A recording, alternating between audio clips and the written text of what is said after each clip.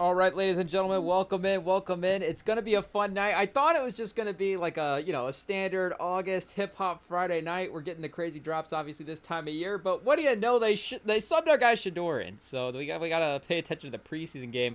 All of a sudden, I didn't even know there was preseason on. I was like, we'll see, just in case. We'll fire it on, have it on the background. You never know. You got fantasy drafts quickly approaching. You just like randomly see a guy break off like a 60-yard run. You're like, oh, yeah, keep that guy in mind for the later rounds. You never know. Or waiver wire later in the year. I guess that could potentially be our guy Shador. But I was gonna say I feel bad in general, but you never feel bad about people are gonna be like, oh, Rem feels bad about not watching Shador's preseason games. I guess check the tapes. This is a pro Shador pod. If you're just tuning in, it is what it is. We're pro Shador Sanders of the REMINGTOM pod. So I don't know if we're gonna like do a ranking of players that are just on our watch list for 2025, but make no mistake, Shador's up there. So I don't know if playtime, matters into that. But even just Shador on the side, just like watching games, is Shador going to check in? I guess is going to be the exciting thing. But that's why preseason is important because, guaranteed playing time. Hey, it is what it is. But, I'm not even trying to be, do the thing by saying that. It's just, it is what it is, even for a guy at this stage in his career as well, too. If we take back all the the Shador Sanders, I guess more so the Sanders elements of it, but even not the family, it is what it is. It's just more the personalities and the narratives and all the different stuff. It's it's not personal, Chad. It's just football. It is what it is. And again, we're pro Shador here on the REMINGTOM pod, so shout out. We're excited to see how he's doing. And I haven't really clicked into the box score yet because I'm a little nervous. And, box scores preseason. I mean, if there's anything more meaningless than a preseason game, it's a preseason box score. But still, if it's bad, it's bad. So you never, you just never want to risk it. So I guess we've held off until right now to see what happens. Is Bryce Young playing tonight? Hey, has he ascended? Oh, 4 for 6. For Bryce Young. Once again, Andy Dalton still more completions than Bryce Young. It doesn't matter what, but Bryce Young, more yards, a touchdown. He's doing fine. Bryce Young, again, we're a pro Bryce Young pod as well, too. I guess, they're giving Shador the start. Is Kenny Pickett got some kind of injury ordeal? Because he's obviously there as well, too. And they did have, just in general, a couple of quarterbacks. Oh, the Browns radio guys, it's saying they're hyping up Kenny Pickett as the likely starter.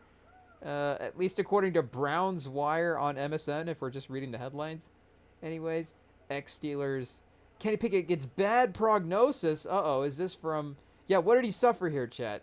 Hey, suffering from interceptions, or is it like an ankle thing, or what's going on? A hamstring. There we go.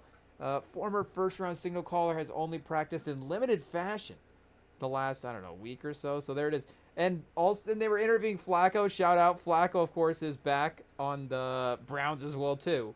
So between those three guys, stacked quarterback room, we all know the Browns are going to be a scary team going into 2020. I mean, they did lock down. Did they lock down Myles Garrett last year? Or was that this offseason? I forget. But, they recently signed him to the max contract. So they got the stud on defense. They've been looking. Oh, wait a second. No, he's been there for a while. They still suck. So maybe Shador can turn that around. We'll see what happens. Who knows, chat? We're the only ones saying it, I guess. But yeah, Flacco is the starter, and I guess we were gonna see who's the fourth mystery guy in the Browns QB. I guess it's Deshaun. Yeah, okay, it's Deshaun. Hey, Dylan Gabriel, Tyler Huntley. Oh, chat. Hey, I mean. Hey, we got a deep breath. I don't know if we can say we're pro the Browns QB room, but it is what it is. I don't know. I mean, can we go back into a time machine and we don't even have to pretend like, the REMINGTOM pod was the one that liked Deshaun Watson when he was playing on the Texans. I mean, the man was good when he was playing on the Texans. Like, people liked him as a quarterback. So, we were definitely defending his on-the-field performances and some of the regular season stuff, but I guess at one time pro Deshaun Watson, and I guess never really, shout out Joe Flacco. I don't want to say, we were anti-Joe Flacco, but, I guess it was just more so the timeline of him being, at the peak of his powers versus us being like, more advanced fans and develop it. He would have been in the era where I guess we're still developing the pro anti feelings while he was playing. And then it's like, but so then we would still be, but the Colts, I guess, never really specifically played the Ravens as well too. Shout out, we're just eliminated by the Patriots every year, or in the first round by some wild card team. But and then it was luck as well too by 2012, and then that run. I'm sure the 2012 was the year. Did the Ravens win the Super Bowl the year that we were tanking for Andrew Luck? But it was in that mix, And again, we just never really played the Ravens, I guess, in that mix. We played the Ravens the year we went to the Super Bowl in 07, but I don't even remember who the quarterback was for the Ravens at that point. So we have to look that up because Trent Green was the quarterback for the Chiefs. Hey, was it McNair? Was McNair the quarterback for the Ravens? It was a really run-heavy defensive playoff game. I think shout out Prof. We're looking for Pro Football Reference, but shout out to... and we're on Polymarket now, so we'll get there eventually, chat. It is what it is. But I don't think anybody scored a touchdown in that game that I talk about, the divisional game from... Yeah, everybody remembers the 2007 AFC divisional game, right, chat? It is what it is. But that is the year the Colts won the Super Bowl. So, locked in our memory bank, I guess. But I think it was 12-15, and they was all... 15-6. 12-15. Yeah, we give it the Ravens credit here. Hey, yo. It is what it is. But their quarterback was... Yeah, it was McNair. Shout out. So 2 picks in that game. Yikes. We do have... I mean, again, surprisingly, we remember this game. We do have also the DVD set for the year the Colts went to the Super Bowl this year. So, I guess the thing is, we haven't really... I was, to say we haven't watched that in a while. It's probably been, honestly, a decade since we, actually put the DVDs into a DVD player and played. Because, again, you just don't play DVDs anymore. So... I mean, you can go to YouTube, you watch that. It's not like it's been a decade since I've seen the Colts Super Bowl run, and that's probably not true. It's probably been played within the last 10 years. But still, just like the idea of, let me fire up the old DVD player and put in the Colts DVD. That doesn't really happen. So there's no way to really, I guess, replicate that in the streaming era. It still has to be the DVDs because... I guess you could just sell an exclusive... I mean, yeah, you could just sell an exclusive pay-per-owned type of thing. I guess with ESPN now owning the... Because do we have to pull up what they bought for NFL media? I guess if you guys don't know, ESPN, the big thing that they acquired was Red Zone from NFL Network. I guess the thing that we're all gonna watch on ESPN is gonna be Red Zone. But then they, of course, got a bunch of other NFL film stuff, but...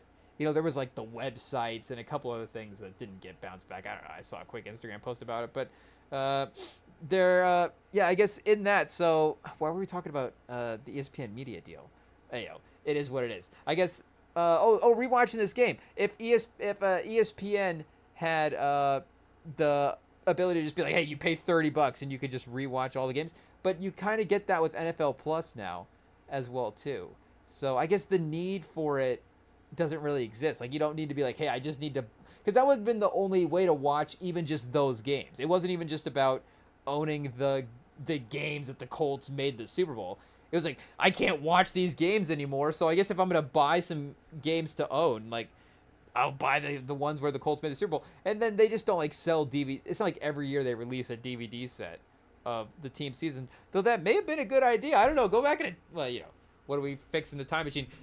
Item number 6,435 is DVD sets for every team in the NFL year. But I feel like we can, I feel like while some of those items might be more important, they may be quick fixes just in a time machine sense. I'm not saying every elimination possible in history, but just who even knows? Go just move this rock one way over, and it's we're better off for 3 years now and because of this. But I guess once we do all that different stuff, then we can be like, hey, we can get into some boardroom meeting and be like, hey, did you guys ever think about just releasing DVD sets for every team season? Just I don't know if they wanted to do that work to cut all the DVDs together.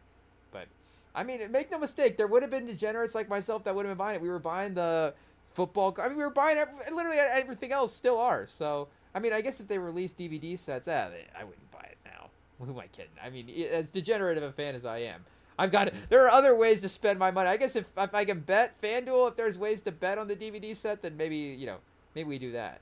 But yeah, I guess whatever this '07 Ravens playoff game is with all field goals, it is the rare preseason playoff game. Chat, shout out. But I don't know what that had to do with Shedeur Sanders. Something about this Browns roster. Flacco, oh, just him on the Ravens. It is what it is. But yeah, so Flacco and Dylan Gabriel, we're pro. I guess the long way of saying we're pro Shedeur Sanders, Tyler Huntley, I guess is the main way of saying it. So it went from being pro Browns QB room to, I guess, yeah, just are Huntley and Sanders going to be in the Browns QB room in a couple weeks? We'll see. But at this point, we're pro Browns QB room because we're pro Huntley and Sanders. I guess we should clarify as well too.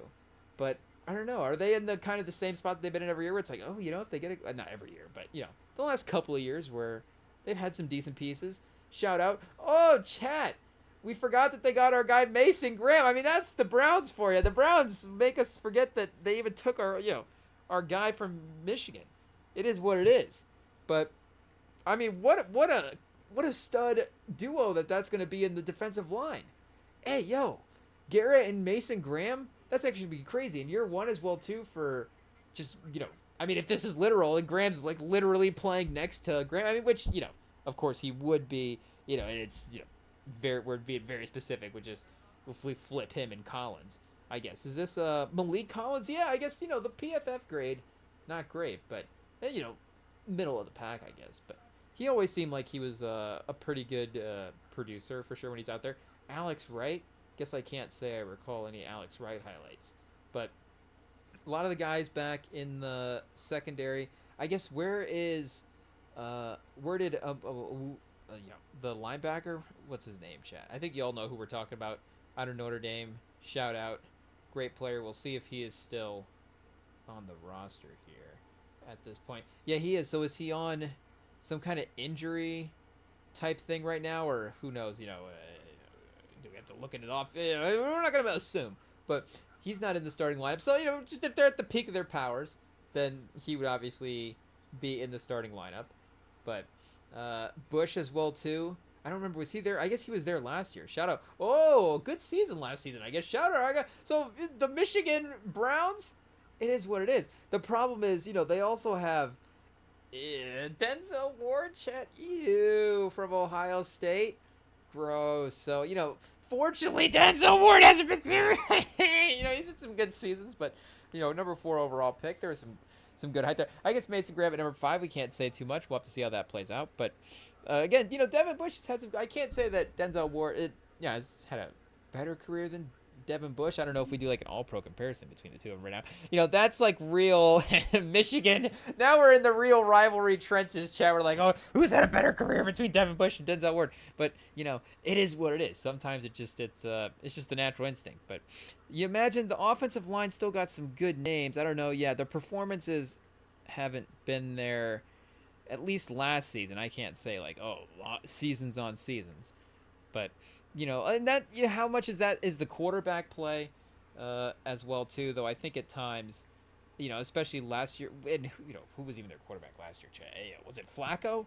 Was Flacco actually their quarterback last year? Because Flacco was on the Colts recently and he was backing up Richardson, and the Richardson thing's a blur. I mean, we all know Richardson's just out right now as well too. So poor Anthony Richardson. Like I feel like I want to defend him again, but what's even the point? Because I mean at one point we were, I guess, what are we saying here, Chad? I was gonna say at one point we were defending a guy we believed in, but hey, that's not what I meant to say. So that's why we backtracked. That the point being, that's not what we meant to say, right? So IT, cut that from the record.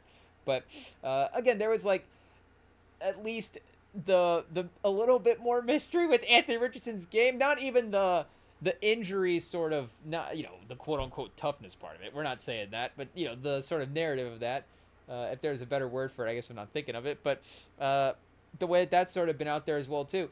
Like, at least sort of defending his durability, maybe is a better word for it. His durability factor has been something that we've definitely done in the past. But still, at this point, and I guess the point being this injury was definitely one where, I mean, it makes total sense. Like, dislocated his finger. I don't know. Can we pull up a picture of the Anthony Richardson dislocated finger?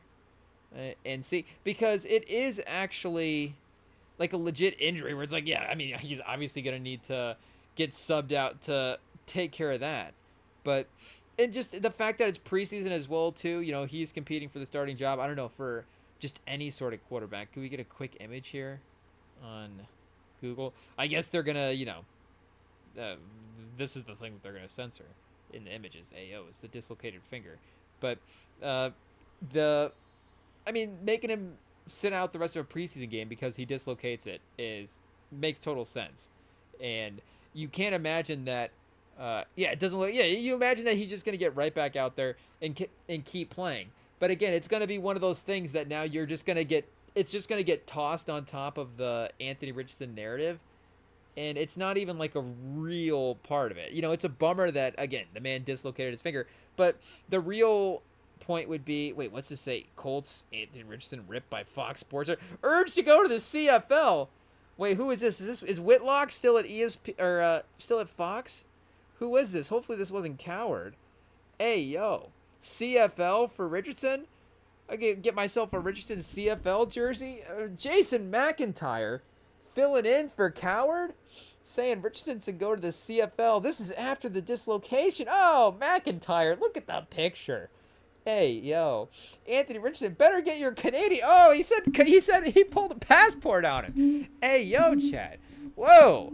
McIntyre, do we have to look at McIntyre's, awful announcing. McIntyre suspended from Fox, who knows? But that's quote, that's the negative side of Anthony Richardson. Here we are 3 years after he got drafted, and he's still making these bad mistakes, no adjustment at the line of scrimmage, and he's decked. There is that for sure, but again, the man's barely played, so you got to give him a break. The man has barely seen any defenses, so and again, for him, it's just like, I guess another reason for people to get frustrated. But I'm not frustrated, Chad. It is what it is. We still believe in our guy for the starting guard. And, I guess the other part on top of that, it's not like Daniel Jones was in there like lighting up a preseason game. At this point, you'd assume that, it'd be like, oh, Daniel Jones, Daniel Jones, hot take, he should be a preseason Hall of Famer. We should look at a box score from Daniel Jones and be like, oh, the 11 for 12 for 150 yards and a touchdown in like one drive. How did he do all that? It's like, oh, it's preseason, be a backup. It's like, Daniel Jones is a starting level quarterback.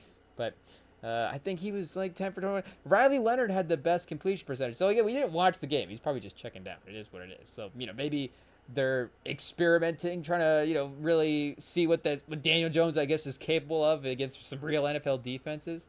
But it is what it is. So, hot take. I guess I kind of think Anthony Richardson is still right in line for the starting job, Chad. Hey, yo, it is what it is. Turns out when old Danny Dimes is your competition there, the job's right in line. Maybe you can snag a couple of weeks every now and then. We'll just have to see what happens. But, the problem is I still believe that if he goes somewhere else, we're just going to keep believing it and just throw every excuse we need to his direction until I guess he is in the CFL, and it's just like, well, I guess, the CFL is the perfect place for him to rehab and get back, and, now he can actually get good, he never got the reps in college, so CFL can be his college, we'll find a way, Chad. We'll find a way to continue to make excuses for it.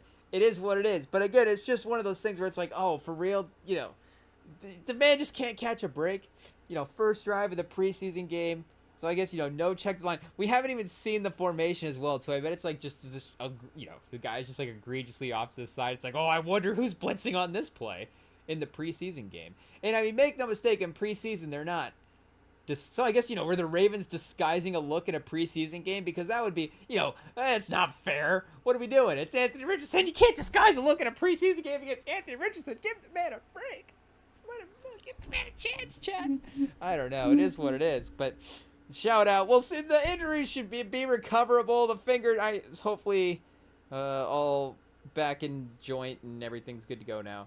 And he'll be out there for week 2 of the preseason. It is what it is. But shout out our guy Shador.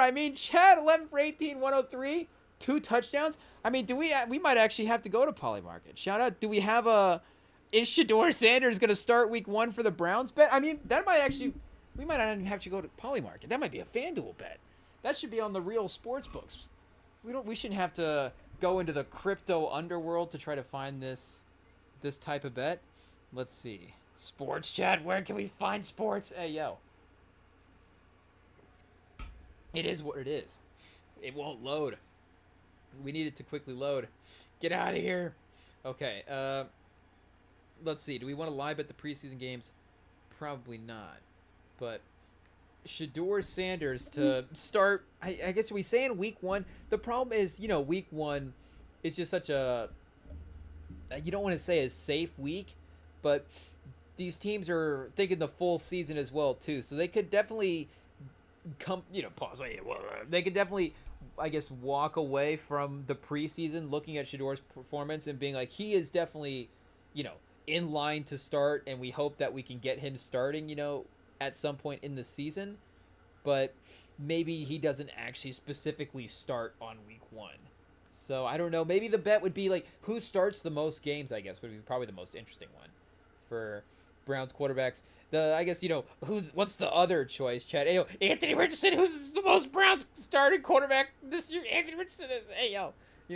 Maybe we get our wish. Chad Shedeur gets traded to the Colts in week 6. I don't know what's gonna happen, but we'll see if FanDuel is gonna hook us up with a prop. If not, hopefully if there's a BETSTAMP rep in the live stream, shout out BETSTAMP, link in the bio. But if there's a BETSTAMP rep in the live stream, maybe they can contact FanDuel and tell them to set up this prop. This would seem like an obvious one. Who is gonna start not an obvious win, but an obvious bet to say an obvious prop to just have out there. Who's gonna start the most games for the Browns at quarterback? So I don't know. Maybe it's so undecided that they just are not willing to risk a prop. But with the safety of, again, at least looking like you're gonna get Joe Flacco week 1. So if Joe Flacco is starting week 1, make no mistake, that means there's gonna be at least 2 starting quarterbacks throughout the course of the season. And I guess, to be honest, that could be the case for any. But again, if Shedeur wins the job at week 1, what's the point, I guess, of subbing him out for Flacco at some point in the season? But we did say that, I guess, with Richardson when he was on the Colts. And make no mistake, Flacco was in there starting. So it is what it is. FanDuel, shout out. They're just not wanting to load. Or it's probably us. I doubt who knows? Is it the multi-million-dollar corporation or is it the REMINGTOM pod? Is the reason this page won't load? I guess IT, figure it out, or we'll never know. But either way, I would still take that bet, especially if it was plus odds. I guess if it was like Shedeur minus 120, I'd be a little less tempted. It is what it is. But again, you imagine Flacco would still be the leader in that category. Like Flacco at 6.5 games, or I guess the Browns radio guy was saying Pickett is going to be the starter week 1. So, can you be the week 1 starter if Flacco's starting in the second half? Like, how does that work? But I guess so. Kenny Pickett over under 2.5 games. Flacco gets 4 games, and then I don't know, maybe 4.5 games, 3.5 games. That would get us to week 6, and then Shedeur's gonna start the last 10 games. Hey yo, no, I bet Shedeur is the 4th one that they. Dylan Gabriel, chat. Dylan Gabriel over under a half a game. Hey yo. And then Huntley week 16 or 17, 18, whichever the last week of the season is. But Huntley at least for 1. So our prop bet is Tyler Huntley over a half a game started, and whatever the over is for Shedeur, and we'll just parlay those together. Maybe Huntley's the week 1 starter. To be honest, I guess what are we gonna say? So positive pro football grade. It is what it is. Man's played in a playoff game. He's a Pro Bowler. I mean, how many other guys? I guess has Pickett also been a Pro Bowler, chat? I mean, obviously Watson and Flacco, but then Shedeur and Gabriel are rookies, so they haven't had a chance. But just veteran Pro Bowl guys to learn from all the way around. I guess I would trust Huntley and Flacco. I mean, if Flacco is genuinely, and I guess for us people that aren't in the locker rooms, then how much do we know? The impact of a player can have on another guy's career like that. But if Flacco is locked in on like a mentoring type thing, I mean, he's a smart. You imagine that Flacco is going to be a good mentor in showing the quarterbacks what to do. But I would trust Huntley as well. I don't know if Huntley is necessarily maybe he's going to be watching Shedeur throw and be like, hey, move your elbow this way, this little technique thing is off. But you imagine in the preparation and all that stuff they talk about in the film room, obviously, but you imagine he's smart IQ type guy, so Yeah, I trust the veterans around there to give those guys a shot because Gabriel. I mean, they invested in 2 quarterbacks. As much as we are pro Shador, like, Gabriel as well too is a very good starting quarterback in Oregon, and you can't write him off as a guy that can be a really great starter in Cleveland, especially Stefanski's a good quarterback coach, or has gotten that label as well too. DeAndre Carter on the Browns. Hey yo, Chad, what's DeAndre Carter? 53.3 on the PFF grade. That's been a decade-long career. It's a good run, Chad. Hey, yo, shout out DeAndre Carter. But we're pro DeAndre Carter, so hopefully, I guess do we want to run the Browns, Chad? Hey yo, it's like this team looks good to me. Hey yo, shout out Judkins. I mean Judkins and Sanders, they really do just take Ohio State and Michigan guys. Shout out. I mean, I guess the 2 Michigan guys, but is there anybody else that I'm not not seeing? Yeah, just the 2. Western Michigan. Shout out Ralph Hawley. A Ralph? I mean, he definitely would be a defensive tackle, for sure. But I guess is this even the Browns game anymore?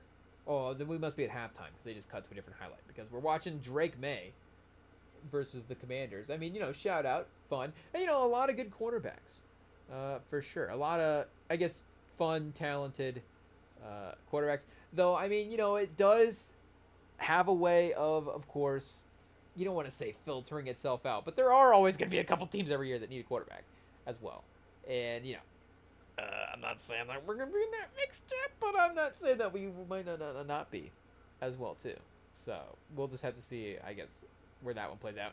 And you can't, like we've seen as well, the contracts, maybe some teams for a big money guy, if they're like, oh, are they committed to that guy? It's not the NBA. Like, they'll draft a guy, cut bait, the guarantees and stuff. It's a little bit different.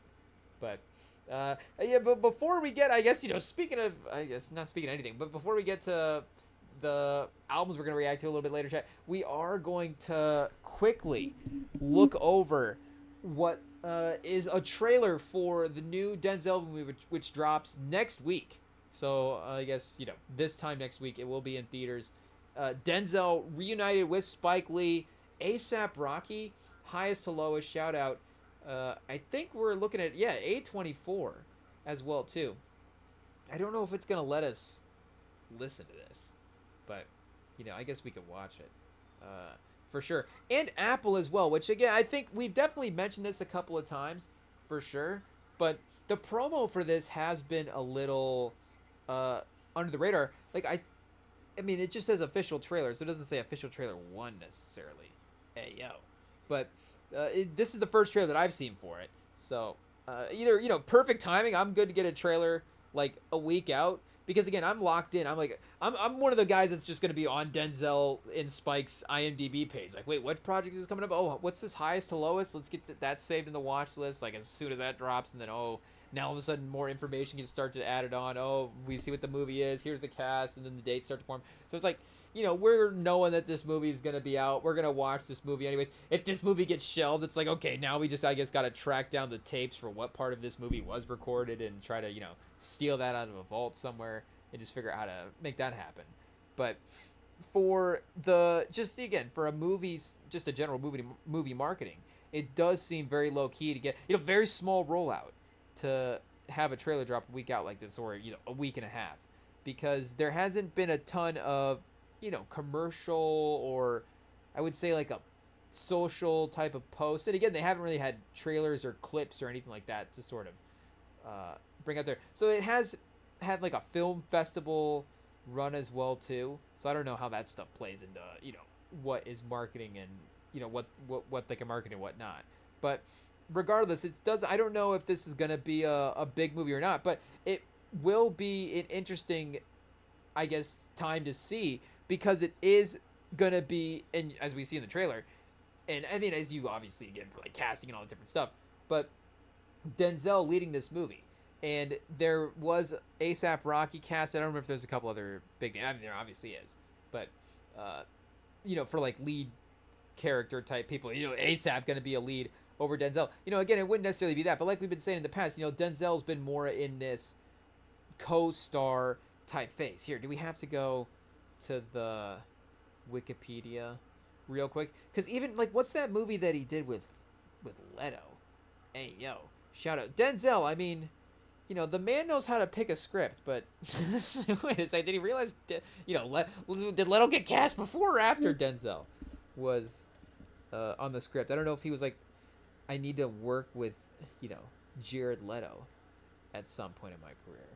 But here, let's see, film. What have we gotten recently? Just to remember, yeah, Equalizer, The Piano Lesson. Oh, producer on that. Journal for Jordan, director and producer. Oh, director Denzel? Hey, yo. Directed and co-produced. Stars Michael B. Jordan.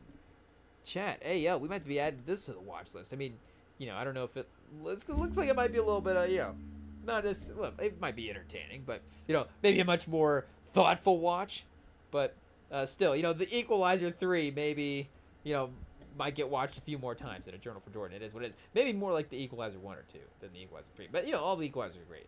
It is what it is. But, the tragedy, I guess Macbeth, lead character in Macbeth. But it is a little more ensemble-y. Is that Frances McDormand in the cast as well, too?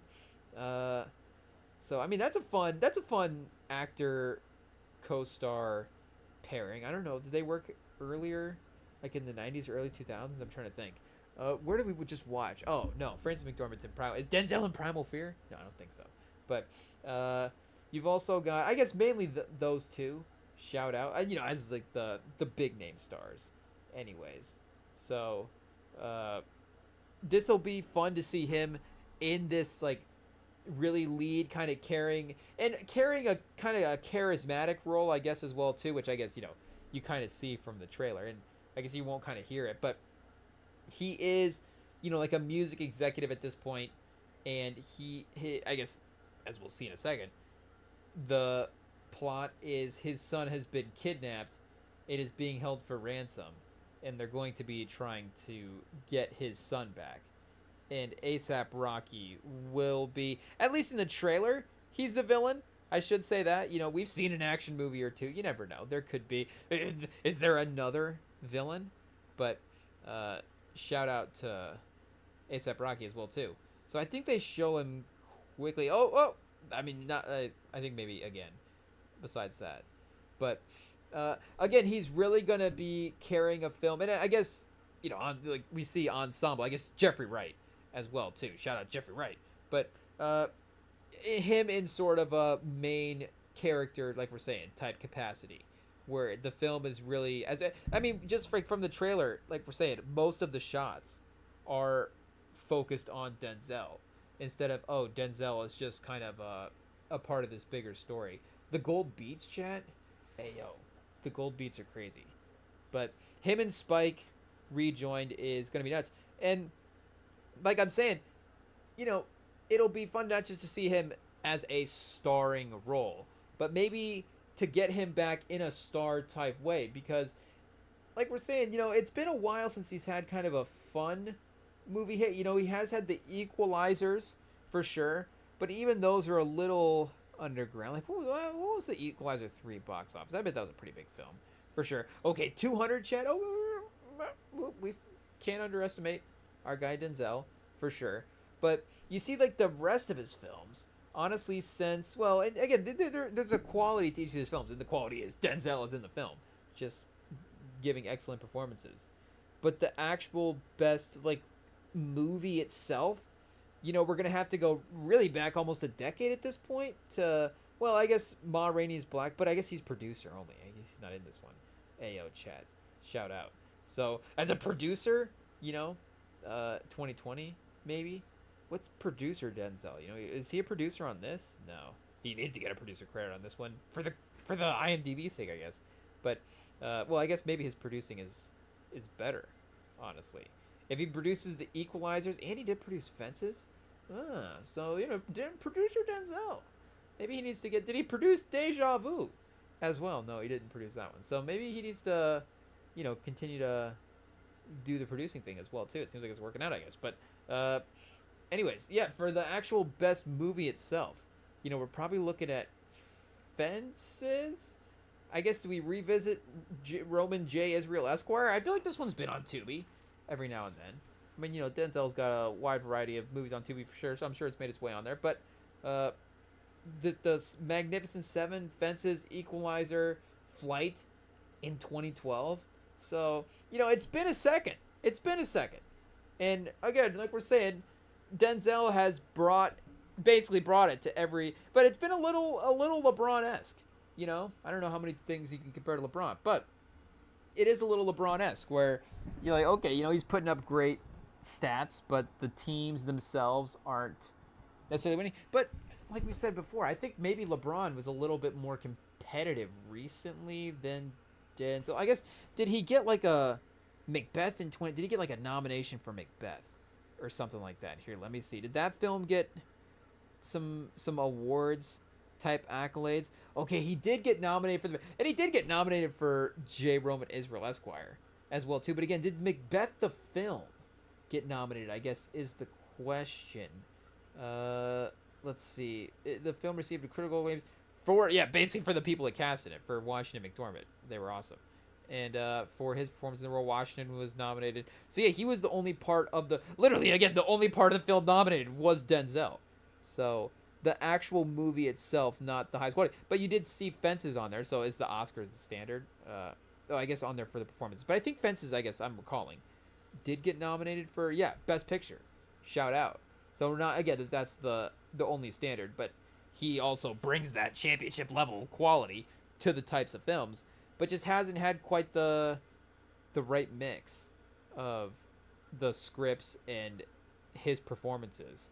And the timing and stuff as well too, because when was the Equalizer 3? Well, the Equalizer 3 was last year, I guess, or was it 2 years ago? Here, wait a second. Where is Denzel's filmography? We've lost it. Shout out. It was 2023. So a little post-COVID-y kind of the theater thing, a little still.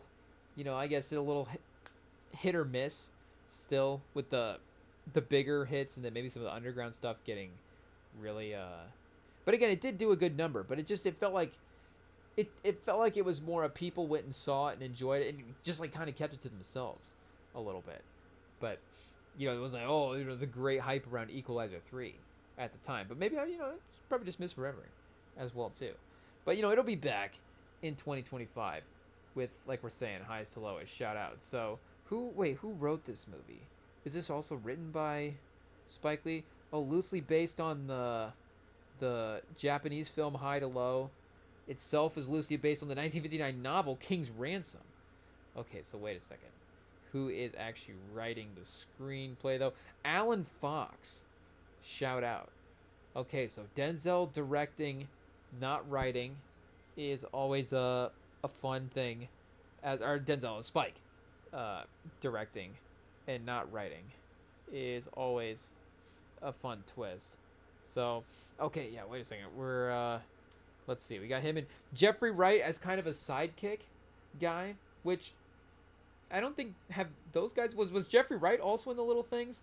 Have they been in a movie together yet as well? So that's kind of a fun, Denzel working with all of the different actors. I mean, Jeffrey Wright, obviously a legendary actor for many, many years, even way back to Shaft, the movie we were watching, whenever we watched that movie recently. But, well, I guess on the live stream, we should say. So if you haven't checked out the Shaft rewatch, then go check that out. But, he's in that as, of course, Peebles Hernandez. But for him as like a real sort of Oscar legacy frontrunner type, again, like Oscar leading man type guy, that, or maybe more like a Oscar kind of supporting type guy, but I guess sort of Oscar frontrunner type guy would be the last decade or so, I would say. So him and Denzel having that crossover, and then ASAP as well, where we also did watch the Dope. We did the Dope rewatch a couple of months back as well too. So that would honestly be, I think, a good potential movie to watch to like set the tone for this type of movie. If we had to do like a pre-movie recommendation, because you do get ASAP in the movie, you do kind of get the. I mean, it's not necessarily a crime thriller the way like Spike might have it, but you get kind of the mischievous. They have to kind of track something down in a short time span, a little bit of a high energy type tempo to it. So I mean, I feel like there's a lot of matching vibes. It feels like Dope Again is a little bit of the PG-13 version of what Highest to Lowest might be in a sense, but uh, just in terms of maybe some of the stakes and stuff as well too. But yeah, this is gonna be pretty crazy. And they were previewing a ASAP snippet during this trailer as well too. So hopefully that makes the album delay worth it. Whoa. Yeah. Oh, there it is. Okay. Thought I was gonna sneeze for a second there, chat. Which, I mean, excuse me, I guess. But hopefully he drops like some kind of soundtrack album as well too, which is not something I really had thought about as part of this until I was listening to that snippet in the trailer where I was like, oh, could we? Which, again, it's not like they had announced like, oh, I guess ASAP is executive producing the soundtrack. It doesn't necessarily say in the description. I mean, what it is will too, but yeah, I haven't necessarily heard that as part of a narrative for this movie at all. But again, he's gonna have a couple of songs, so you imagine that at least those getting included on some kind of compilation. The songs in Highest to Lowest could be fun as well too. So I mean, I feel like, I guess Spike can kind of go both ways, but like ASAP Rocky with like obviously like a Kendrick Lamar, Black Panther style kind of EP album would be pretty sick. So, and again, like Kendrick's not like officially listed on every track, but the way that Kendrick is, the way that he's present in a lot of those songs is very, very great for, again, considering it's like a Kendrick album, but it's part of this, it's a little bit more expansive. It's a Kendrick produced album, so it could just be like, oh, he had just the hand behind the scenes and everything. But he is doing some hooks, some intro stuff as well too, so you're getting his presence as well as he has, just himself a couple of songs and features. But his presence just kind of scattered throughout the vibes of the album. So just say ASAP Rocky kind of taking that lane, like 3 or 4 singles, a couple of ad-libby hook type things throughout the rest of the album just to keep his voice heard. And I mean that along with Don't Be Dumb in this time span, chat, has it been it hasn't been a decade I guess, but kind of feels like, I mean, I don't think we're getting too far off at this point for the music we're missing. And I mean, just the setting for this movie as well too, chat. I mean, the fact that it's going to be set, I mean, the high rises, look at this apartment right here. This is crazy. The little balconies, the double balcony setup. I mean, we're overlooking the bay here. We got skylines, we got beautiful sunsets. You can see the neon vibes, the nighttime neon vibes that are going to be there. That's going to be fun. And the gold, like we're saying, the gold beats. I mean, chat, again, who's doing cinematography on this movie? This is crazy. The different color schemes to go with the kind of gold beats. We kind of got the gold little looking setup here for sure. And just the big lavish apartments. So this is going to be a very, again, lavish type movie as well, which is going to be fun.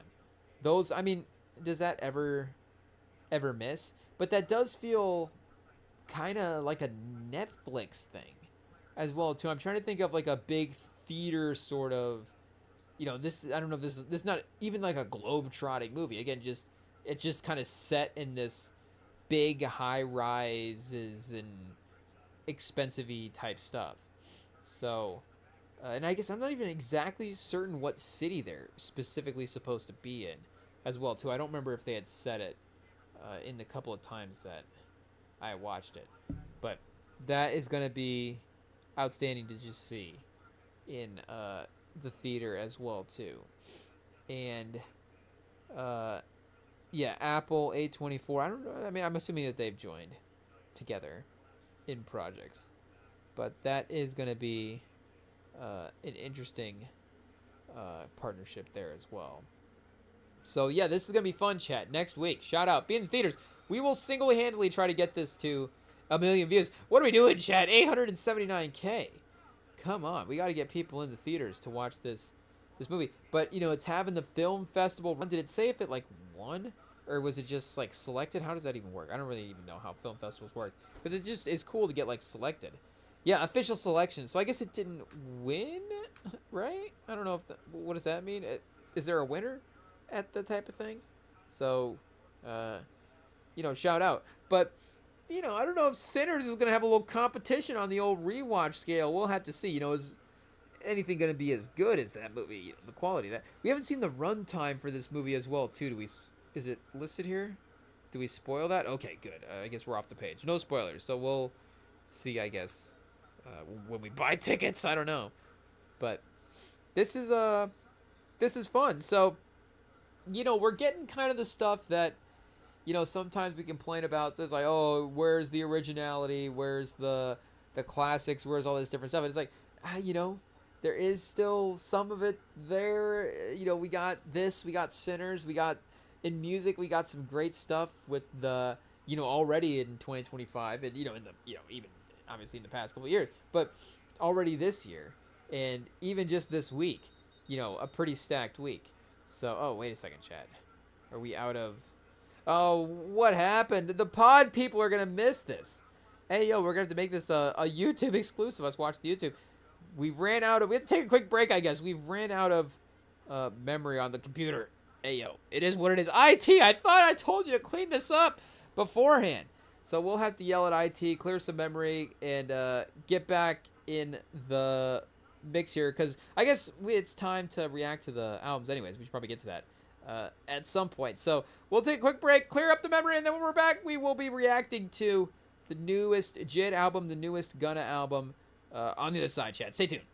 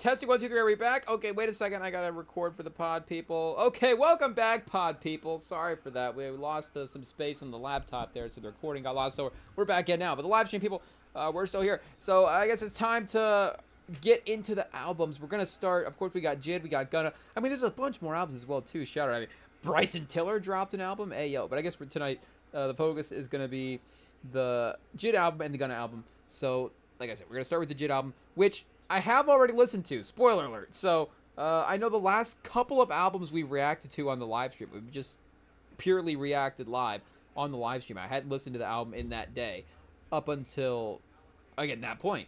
But, you know, couple of reasons we wanted to listen to this one first. First one, wanted to, you know, our guy Jid, been a couple of years, kind of excited, so we were like, oh, we gotta, you know, just play this right away. And, you know, Jid in the gym, hey, yo, shout out. But it was like, it would seem like it would be the kind of vibe that we'd want to listen to this in that moment as well, too. But also, our boss at work, turns out his favorite artist is Jid. I didn't even know that until, like, a couple of months ago, and then he just dropped that in a conversation. But I guess I assumed he was a Kendrick guy. But I mean, you know, it's not that long of a walk, obviously, artistically, stylistically, musically, taste-wise, from Jid to Kendrick. But I guess, you know, his number one guy is Jid. So I was like, well, you know, Friday, the weekend restaurant is going to be in. So it's like, well, we're going to have to listen to this Jid album. So he's like, well, hey, what'd you think? You know, you got just top 5 song, whatever. You know, he's like, well, okay, we got to be locked in. We got to be ready to go. We got to have our answers. You know, we got to be like, yeah, you know, you were like, oh, you heard them boys stupid as Amber Rose booty bar? Like, we're laughing about that? But I was like, nope. I was like, hey, wait, did you hear the Jid album? And it was like, no, not yet. So I was like, oh, well, is what it is. But, you know, you always got to be prepared, Jay. You always got to be prepared. And guess what? You listen to a Jid album anyway, so, you know, worst case scenario, you listen to some great music. So, but I think it worked out because, again, obviously I got to listen to this earlier, so that's great. But it just was spoiler, I guess, as well, too. Awesome enough to be having on repeat all day. I mean, the standard that our guy has set for his career, for his project at this point, have been pretty crazy. You imagine that there's going to be some... you imagine that the consistency is going to be there and that he obviously knows how to form a project. And to have this time off as well, too, to be able to curate this kind of track list of songs is, you know, you imagine that it's still that sweet spot of time that he's like, okay, this is probably going to be a perfectly curated album in that Jid sense. You know, no small expectations, obviously, but it is what it is.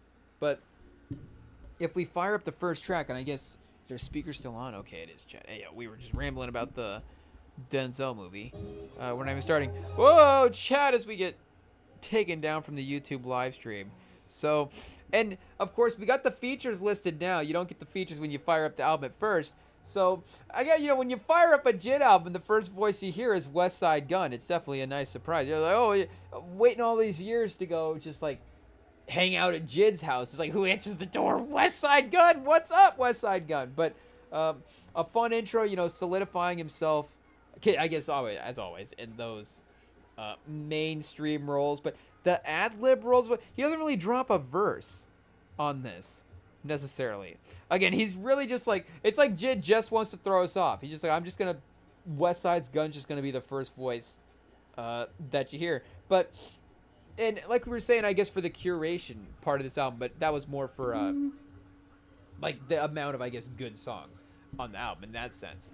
But if we just go more broadly, again, just in general for the album, this is a really great, just, and as you expect it to be for anybody, but just a really great addition to his discography where he continues to just mess with his sounds. Like, all of these songs they all have a place in Jid's discography, and they all make sense as like new beats and kind of new types of songs that he has had. And his writing on this album is crazy. So, I mean, obviously Jid as a writer is, you know, arguably the best in the game, you know, however you want to make that sort of claim phrase, you know, the generations, however you want to divide that up. Like, you know, he is obviously in those conversations, if not at the top right now. But, you know, is it him and Gunna for 1 and 2 lyricists in the game. And shout out Ethel Kane as well too. Ethel Kane just lighting up the genius right now. It is what it is. But yeah, again, obviously Jid's going to have the rhymes, but again, he's only on his 4th album, but a guy like, and I say a guy like, there's really only, from a rhyming standpoint, one Eminem. But if you're in that lane, you don't want to necessarily end up becoming a parody version of yourself, where it's like, okay, are you a little too focused on the rhymes versus maybe what you're saying, and it just becomes, how cool of rhymes can I flip? But you can tell that Jid is continuously, of course, gotten better from a rhyme scheme standpoint, and just his writing has continuously gotten better, but he still is saying great stuff and still has stuff to get off his chest in all of these songs, and still has, like, I guess substance is the word that we're looking for, still has some level of substance in each of these songs, again, like you would kind of expect him to provide. And I guess I don't know if this is conceptual in a way as well too. I guess we could look into that as we dig through the lyrics here and stuff, but he's always going to have that storytellingness to his music, and he has in ways had sort of a bigger picture that he's going throughout the album, but it's more the storytelling throughout the course of the individual tracks themselves. And again, it's still very on point in this album, and all of the jokes and all of the references, like we already, what's the one line we said earlier, them boys, and that one's at the end of the album as well too. So I don't know if that's why you remember that one. That's why I remember that one, obviously, Chad, because it was one of the last ones we heard, not because of any other reason. But there's another line that really stuck out the first time we listened to. Oh, when we get to I forget which song it is in, I guess. It's either in Community. I think it is in Community, where he says, I'll put a bullet in Bob the Builder. I was like, oh, hey, yo, watch out, Bob the Builder. Catching strays. But shout out. We get the Jamar Chase. Shout out a Jamar. He literally he has 4 words back to back in this song that it's the start of, it's the end of one line and the beginning of the next line. I guess here, let me switch the screen over. Oh, wait, there we go. We got, so I guess, however you want to say it, but technically he's got a forward run here that is, and not the rhymes, not for the rhyme's sake, but Jamar Chase, Paul Walker. Maybe one of the greatest forward stretches that we've ever gotten in rap history. It is what it is. But unfortunately, Paul Walker playing chicken. It's a car race. I don't know if that's a line that is like that's, I mean, it's obviously a bar, but it's a tough bar. It is what it is. But I saw it all. I'm the one catch fades like Jamar Chase. Hey, yo, chat, shout out. We get Jamar Chase. Should we keep a running tally? I said we can keep a running tally of all the people that he references. But we need to keep a tally of all the athletes that he references. Is there another one that stood out right away? I guess in the single that he dropped, he does reference Denzel, of course, in that one.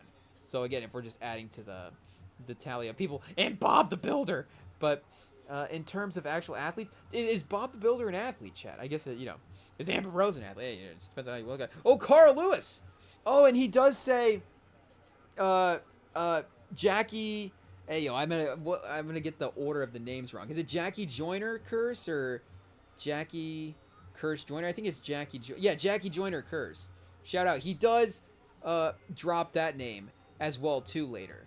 So at least 3 athletes, 2 runners, and 1 football player. How many basketball players is our guy Jid gonna reference in this album, or does he reference in this album? I guess that's the part that we should have done an athlete bingo card. I guess if we were doing like a live react, an athlete bingo card for what the athletes that would have been, because I was kind of sneakily thinking in the back of my mind if we were going to get like an Anthony Edwards. I don't know why. It just would have been like, okay, this would have been like peak Anthony Edwards to just start to be mentioned in the lyrics as well. Because I guess, is that sort of the last level maybe that we're looking for? Or just any of the basketball stars. I guess, is to get referenced in that way. I feel like I wish we could do a. Maybe we could ask the Chat GPT to like, hey, okay, get us some lyrics. We're basketball players, but like players in 2025, because I feel like LaMelo or Lonzo, like I feel like pause. I feel like the Ball brothers have been referenced. Definitely LeVar has Jid referenced LeVar in a track. If he hasn't, I mean, that just sounds like a rhyme that he would drop. I guess, we don't have the bars to be able to rhyme like something with LeVar, but Jamar. I guess you could, if the double name rhyme Jamar. LeVar thinks he's Jamar, but villain something maybe rhyme with Jafar. I don't know, chat. I guess it's just an all name verse. Is that the genius, I guess, of our verse? Oh, it's an all name rhyme scheme. Whoa, he's brilliant. But I guess that's just like, oh no, that's all I can think of. Hey yo, but for these guys, obviously, locked in many the takes in the writing. But yeah, so shout out, of course, Jamar Chase getting top of the fantasy drafts every year, so it makes sense that is a guy that's going to be referenced for sure. I guess Lewis and Clark, two guys as well. Shout out Lewis and Clark.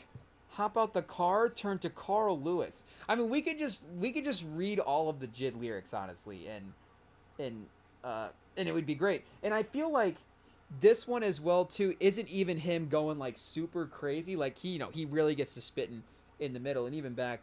Yeah, yo, is that a pause, chat? Spitting? It is what it is. But he gets to really dropping bars near the end as well too. And I guess we should just say, just in general as well, and he already again had these sort of claims and these labels, I guess, as an artist going into after the 3 albums that he made, but just to continue to advance that with this album as well too, and can you continue to solidify those and set those in stone, because again, you get sort of those 3 albums, they are, and there's a name thing as well too, especially with the Never story and the Forever story, them kind of being immediately linked like that, but that's common as well too. Like you get that kind of early trilogy as a rapper, and then that 4th one, while it can still kind of be even attached to it, it is that sort of moving on in a way type album. Not necessarily moving on, but it's just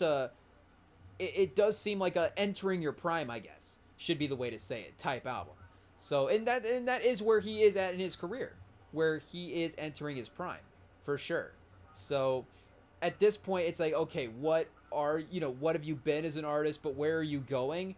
And how do you continue to, like we're saying, keep those elements of the consistency? And I guess what we were going to say is his ability is just an album maker and an album sequencer as well too, because this album is just really great sequenced in terms of, like we're saying, the high energy, dropping bars, getting you into the melodic stuff, and then getting you back into energy, and then the way he always kind of ends off his albums as well too, with a kind of a lyrical cut. But even we'll get to some of the lyrical, some of the melodic stuff, I guess, as well too. But even that stuff is obviously really great. I really like. I'm obviously more open to rappers getting into that kind of lane, but I think Jid really crushes it when he's operating in the melodic singing type spaces as well too. So you got to have at least a couple of those, I guess, like R&B maybe type tracks as well. So again, this really is, and again, like Jid's obviously giving you great bars, but I feel like, and maybe just for me personally, and this one as well too, you get a couple, the beats, they're a little more ramped up as well. So you get Jid just with his rhyme scheme over beats that are, a little bit tighter, a little bit going crazier. Like just the energy of that is a little bit, better on the aux sometimes. But, and this, it's a great intro track. There's not a bad, I guess, hot take, there's not a bad song on this album. Oh, we spoiled it, chat. It is what it is. But again, I guess just to say, like, it only goes up from here on such a great start. So I guess I don't know the orders of his tracks enough. So you got Galaxy on the Forever story, Frequency Change on DiCaprio too, and doo-wop on the Never Story. So I guess he kind of goes with more of a interlude type intro. Uh, a lot of times on the albums. So to actually go with more of a full song as well too, is kind of a mix up. But I guess we're pause. I was gonna say blowing through this album out, but we're just ripping through this album right now. We're already on the 4 track. This is the second actual. So I guess the first actual feature, in a way, on this album.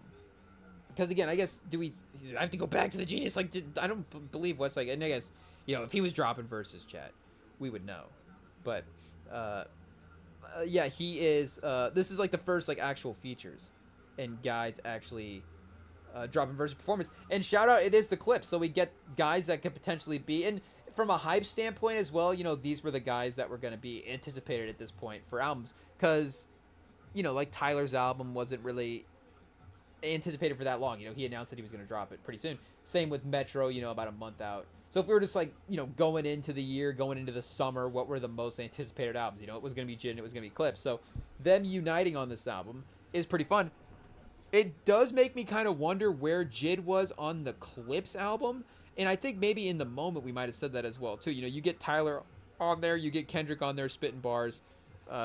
He would just seem like a natural fit, and I don't want to say what is the list of must-have features, but he is kind of getting into that list.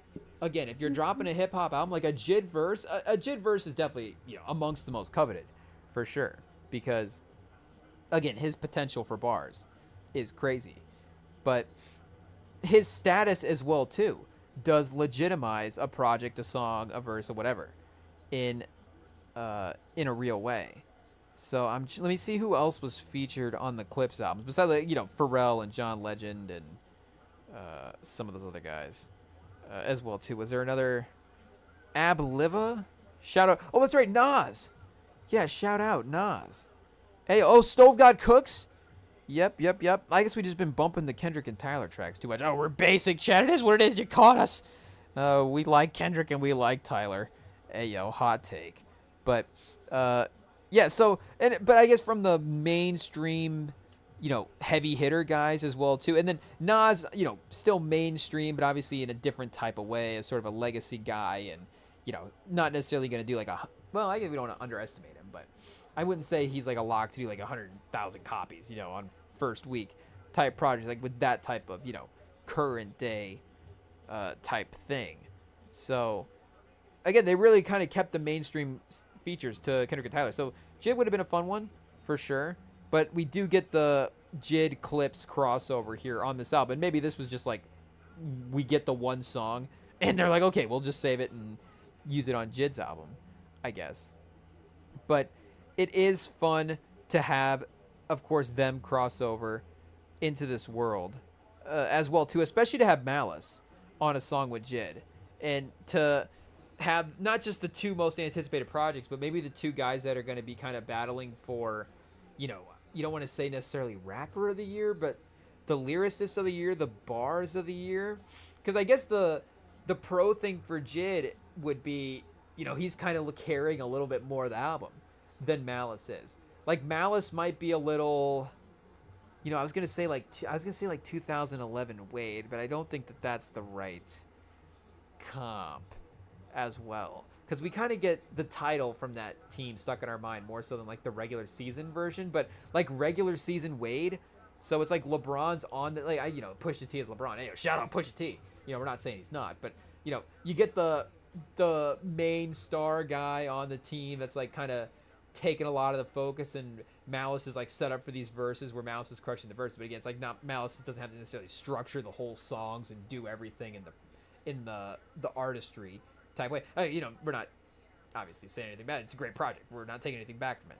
I'm just saying that Jid is maybe a little more hands-on throughout more of the album. It just is what it is. Solo artist, and having a producer like Pharrell as well too in the mix, you imagine he's taking on some of that responsibility as well too.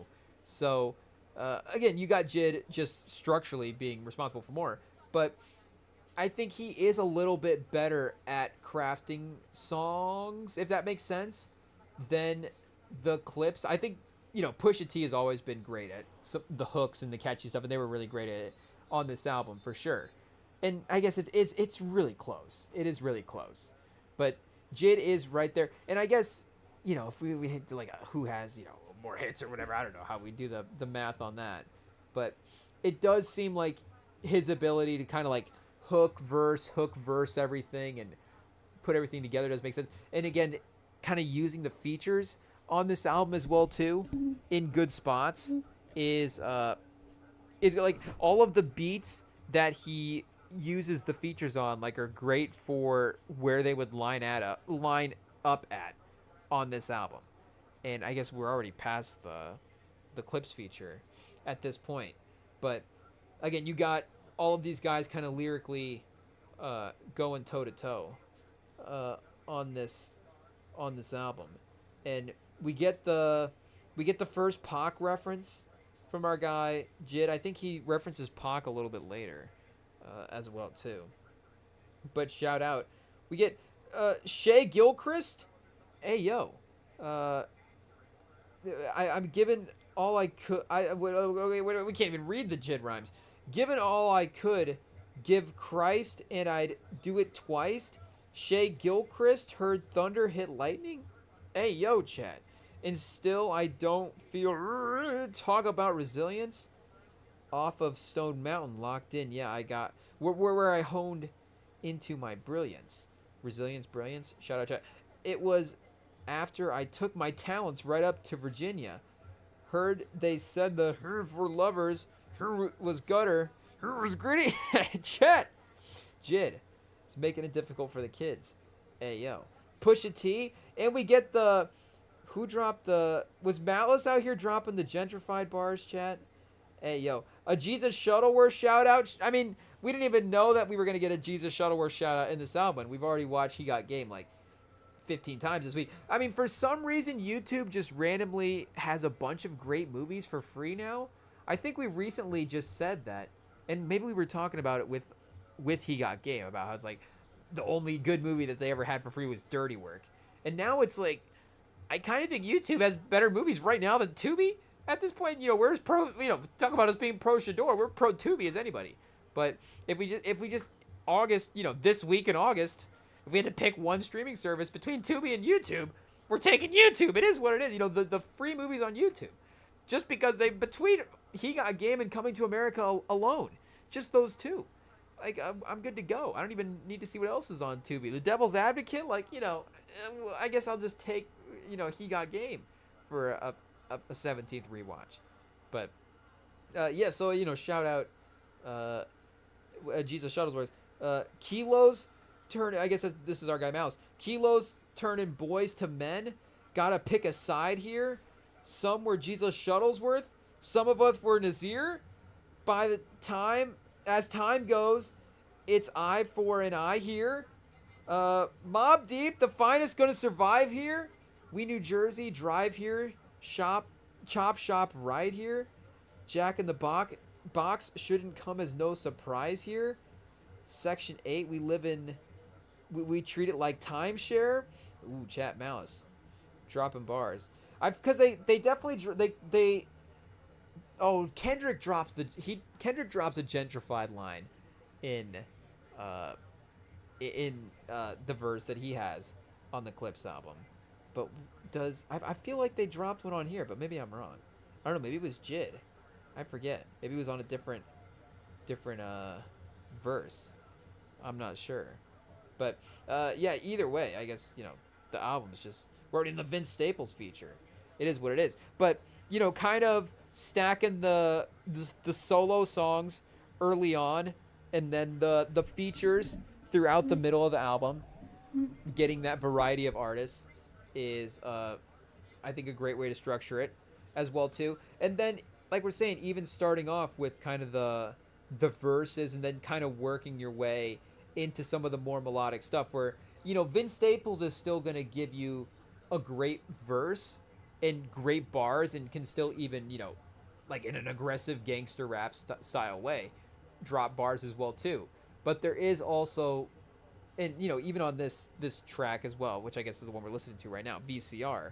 I guess I'm looking at the Genius. You guys are looking at the Spotify, but even on this one, there is a softness in Vince Staples' delivery that can kind of start to push you into some of the R&B and some of the more melodic cuts as well too, which is just again good sequencing from our guy Jid.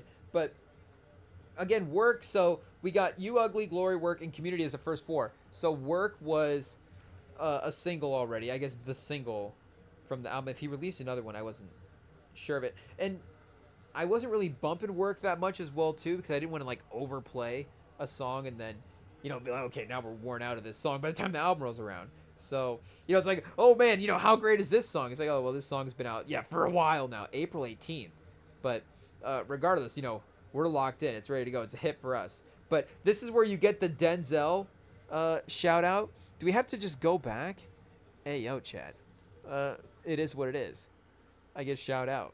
But you get the Denzel reference here. What does he say? And then me and God and my crew of guys. Oh, wait. Is that the middle of the sentence? It ain't hurt to me. It's just you and I. Then me and God and my crew of guys. They can't get to me. Lord knew they tried. But like Denzel Washington in the Book of Elijah, moving blind and a little behind. And if you forget, here's a little reminder. I'm still chopping wood, still grinding, still rhyming, popping in. I be on Kill Timing. Is that like a Kill Tony type of reference? I don't know. But the Book of Elijah dropped for Denzel. I think Book of Elijah is obviously a popular Denzel movie. It's a fun sort of, again, for the 2010s, and a newer Denzel movie in his discography for sure. But I don't know if it would be like the ranked Denzel need shout. And I don't think like a lack of Denzel Training Day shout outs have necessarily happened as well. Or I guess he plays Malcolm X, so does that count? But or like a Frank Lucas shout out, but it would be Denzel as Frank Lucas. But again, Denzel, Book of Elijah, it makes sense. And Elijah is a fun kind of rhyme word as well too. So Denzel, the week going into, I guess, his newest movie with Spike is fun. No Spike reference. Oh, I've the Braun and Kobe references in this one as well too. So again, I guess this one was already as a single. So this one's already kind of been out there, and the lyrics have been known. But first, and Andy Reid. So shout out, we got Jamar Chase, Carl Lewis, Jackie Jordan Curse, Andy Reid, and who was the other guy mentioned in this? Kobe. We said Kobe as well too. So the list is compiling. Andy Reid, shout out. So they're gonna be they've been bumping this one in the locker rooms and at the Chiefs training camps, and are probably gonna be playing it at the games and stuff this year as well too. One, because it's a hit, but also again you got to support your guy Andy Reid when he is shouted out in a song as well. But how do you say the name of this track, chat? Ayo, Rem Camp Read rap lyrics here is the next segment. Is it just G's? It's just GZ. So is it GZ or is it G's? Did I miss like the reference in the song at some point? We'll have to see. We're not cultured, chat. It is what it is. So we'll just like the song, I guess. But this is he's really spitting on this one. So this is again in that line of kind of the same type of song, and Glory as well too, for sure. Because Community again is him playing in that Clips world more so than the Clips kind of, I guess, joining Jid in these tracks, and it works for the diversity of the track list as well too. But it is a little bit of that more methodical tempo versus this one is a little bit quicker, and he is going crazy. I feel the anger all the way down to my ankles. trying to keep ahead. So yeah, I keep one in the chamber. Hey yo, putting to bed. We all blessed, fed, and thankful. Putting to bed. He bled, tears shed, painful. It's going to my head. Don't let that picture that they paint in you, reflection turn deception in your brain. You want respect? Then give the same. Dealing with some real, taking fake beef we creating, call it competition. Feel more like class participation. Hey, yo, chat. Participation awards for everybody out here. But get the gloves out. Bang the banger. Ain't no love down south. Memories painful. My partner got the plug phone down. Catarenga. Flew to Colombia. Work muchos buenos. There's a couple of times. I mean, Jid goes to Spanish in this album. Do we have to, like, see what Jid's up to in off the mic? I don't know what's going on, but he is dropping a lot of hablo español in this album as well too, which again is fun. I don't know, taken from the Drake bag there. People are going to criticize him for mixing up his flows. Probably not. That's just a Drake thing. We just make fun of Drake for that. But it is what it is. But even a little thing like the song, sequencing the song with the Columbia reference after the Clips album is, I think, and again, maybe this is just like, okay, how many fans is this for?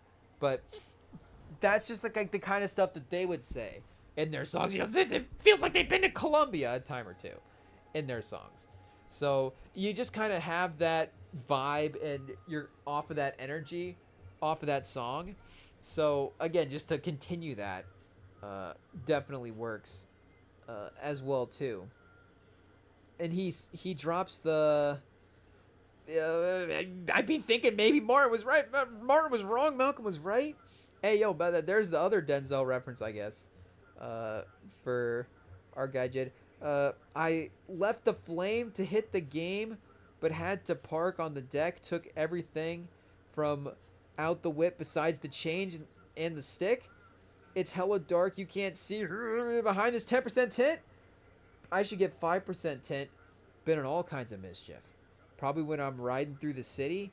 Cops think I'm riding around to get it. Like I'm tinty trying to get money. Because the economy is mind your business. Write up the ticket while I'm winding up the window.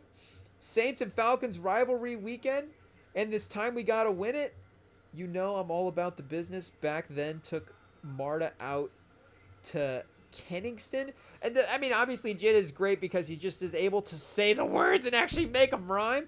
That's just the sign of a... Is that when you're... Is that great or too great? I don't even know what that is, chat. When it's just like, you can't even read the rhyme scheme. You actually have to just like be able to say it. But I mean, you know, that's when that's how you know our guy is on another level. And the, you know, setting the scene with some of the break-in stuff is, you know, him painting the pictures is obviously great. They took everything from the spare tires to the spare change, insurance papers, and some blunt spray. What the hell do they want with that anyway? But we in Atlanta, you could see it in the channels that this going on happened every day, any day. Might not be bananas, but he tries to squeeze the hammer like he John Henry trying to beat the train. Hey, yo, chat. Jid is going crazy. But yeah, I guess we didn't even get to the Vince Staples one as well too. Not just great verse, but again, great production where he's got good mixing, the good variety here where, again, you got kind of this sandwich of those, I guess they're not even basic because like Work and I guess G's and Glory are a little bit different kind of trap songs from what you might find on his previous albums, but are still in that kind of lane. Whereas kind of the, again, almost like Spanish-y guitar on this album and on this track with Vince Staples, I love it because again, it's just really great for his discography and gives you a reason to go back to all of these songs. A unique, you know, for the performances and all the great stuff, but the uniqueness and all the production as well too, and just a new experience in each of the tracks. And he hasn't, I feel like, really, you know, kind of dabbled in some of the, again, maybe the internationally type sounds as well too. Like, it's been kind of that mix of R&B and hip hop, and even in the Forever Story, he is mixing those things, and he's mixing in the beat switches, and it's the diversity of all those beats kind of mixed together throughout the course of the track list that makes that album really special. So even this album, like, he could have just kind of did that again, where he ran back some of the beat switches and stuff, but even still, was able to not rely on that type of stuff in the same way that, again, not rely on it in Forever Story. Again, that's what's great about it. But it's not just formulaic for, oh, this is Jid's now just the guy with all the beat switches in his albums. Like, no, he's actually unique production and going for some things and still continuing to advance his writing. But look, you want a piece of that American pie? Probably humble. You want want that nice crib in the hills? Real comfortable? You're Juliet. I'll be Romeo Montague. My mama said me fooling around with you is irresponsible. You know how power and money do. Try to monopolize you like the man with the monocle in his eye. I mean, chat, this is where Jid's just going crazy. When I pass go, give me $200 and shoot the fives. I'm from the 6, no devil. The Prince of Evil told Prince of Egypt, ayo. Prince of Egypt told me, we're still thinking of Devil's Advocate. Prince of Egypt told me, look at life through heaven's eyes. Seeing evil was regular, we couldn't recognize. Taraji and Common couldn't get the guy to testify. They wearing wires and camouflage. It's espionage. Espionage might be a top tier rap word as well too. We might have to do a ranking of like what are just the best words to hear in rap songs. I don't know if that's crazy.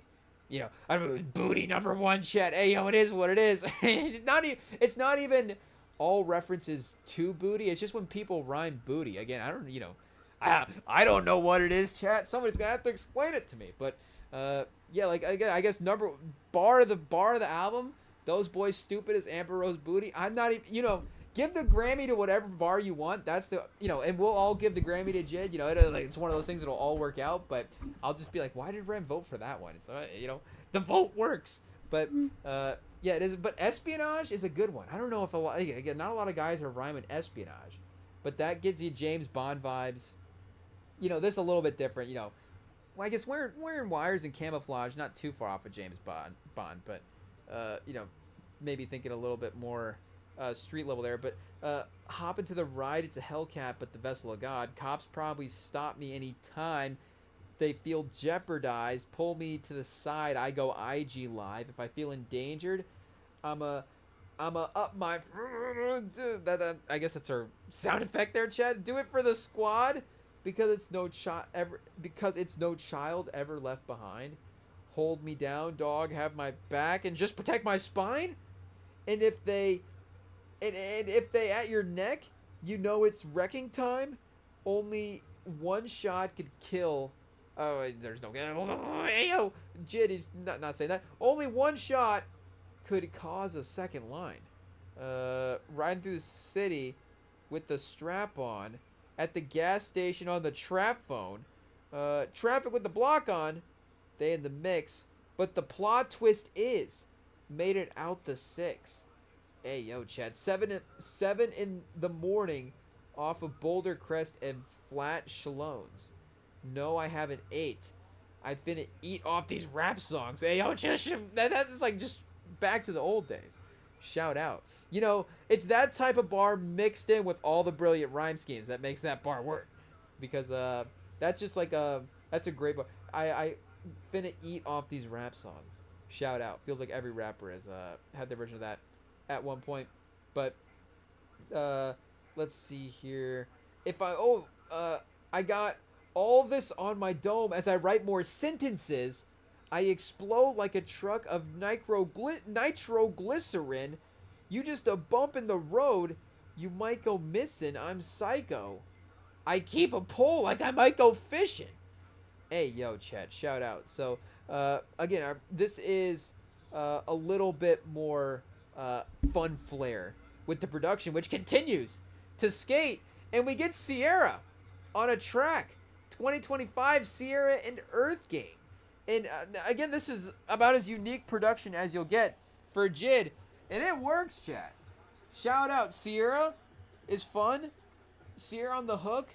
This is, and again, I don't want to say, is Drake just in the standard for sort of artistic diversity as well? But I think this is where this might be in some ways a good lesson. Not a lesson for Drake. His Iceman already turned in. But again, the problem with, we're not double talking here because I think we're being consistent. We've always, hot take. We like, some Drake songs on this pod.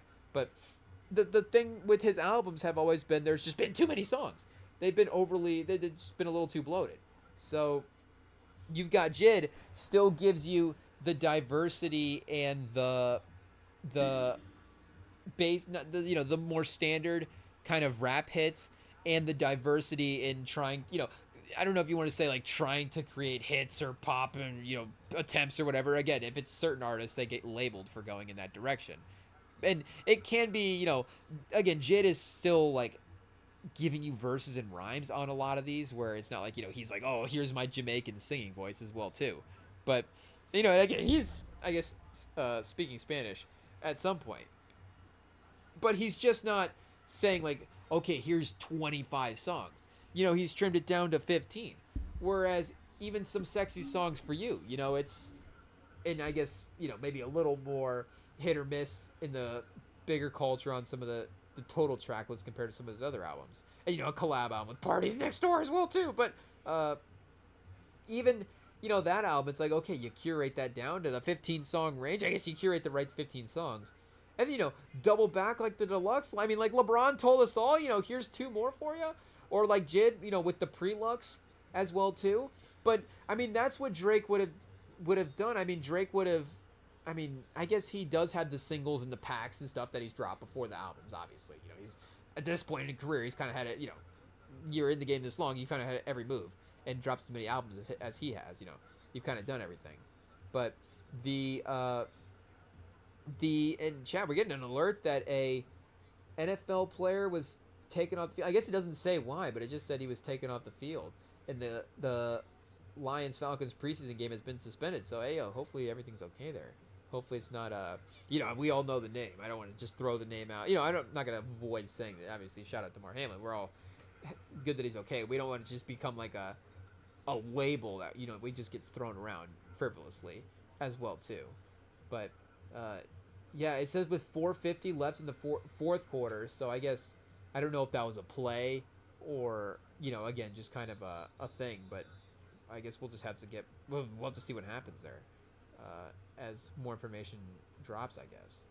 But, either way, what were we even trying to say about JID at this point? Hopefully all's okay with that guy. But with the diversity of the production, like we were saying with Drake, that's what he probably would have just had those 4 songs that JID had in the deluxe version on the album. And it's like, even at that point, he's like, oh man, it's not even 20 songs. I have room for one more song on here. And then you're like, oh, is there like a couple of songs on here that maybe aren't to the standard of the rest of the track? However the conversation goes at that point. But if you just kind of focus on the, the tightest curation that you possibly can, then you're going to get a high-level project from these great artists. So that's what you see JID really focus on here. And again, between really this whole run from VCR to Skate to What We On, which is the song that we're on now with Don Toliver, which shout out to the JID Don Toliver collab, which again, just another collab that I felt like that hasn't happened yet. And I don't really know why that hasn't happened yet. And to be honest, again, we hope we get this more, hot take.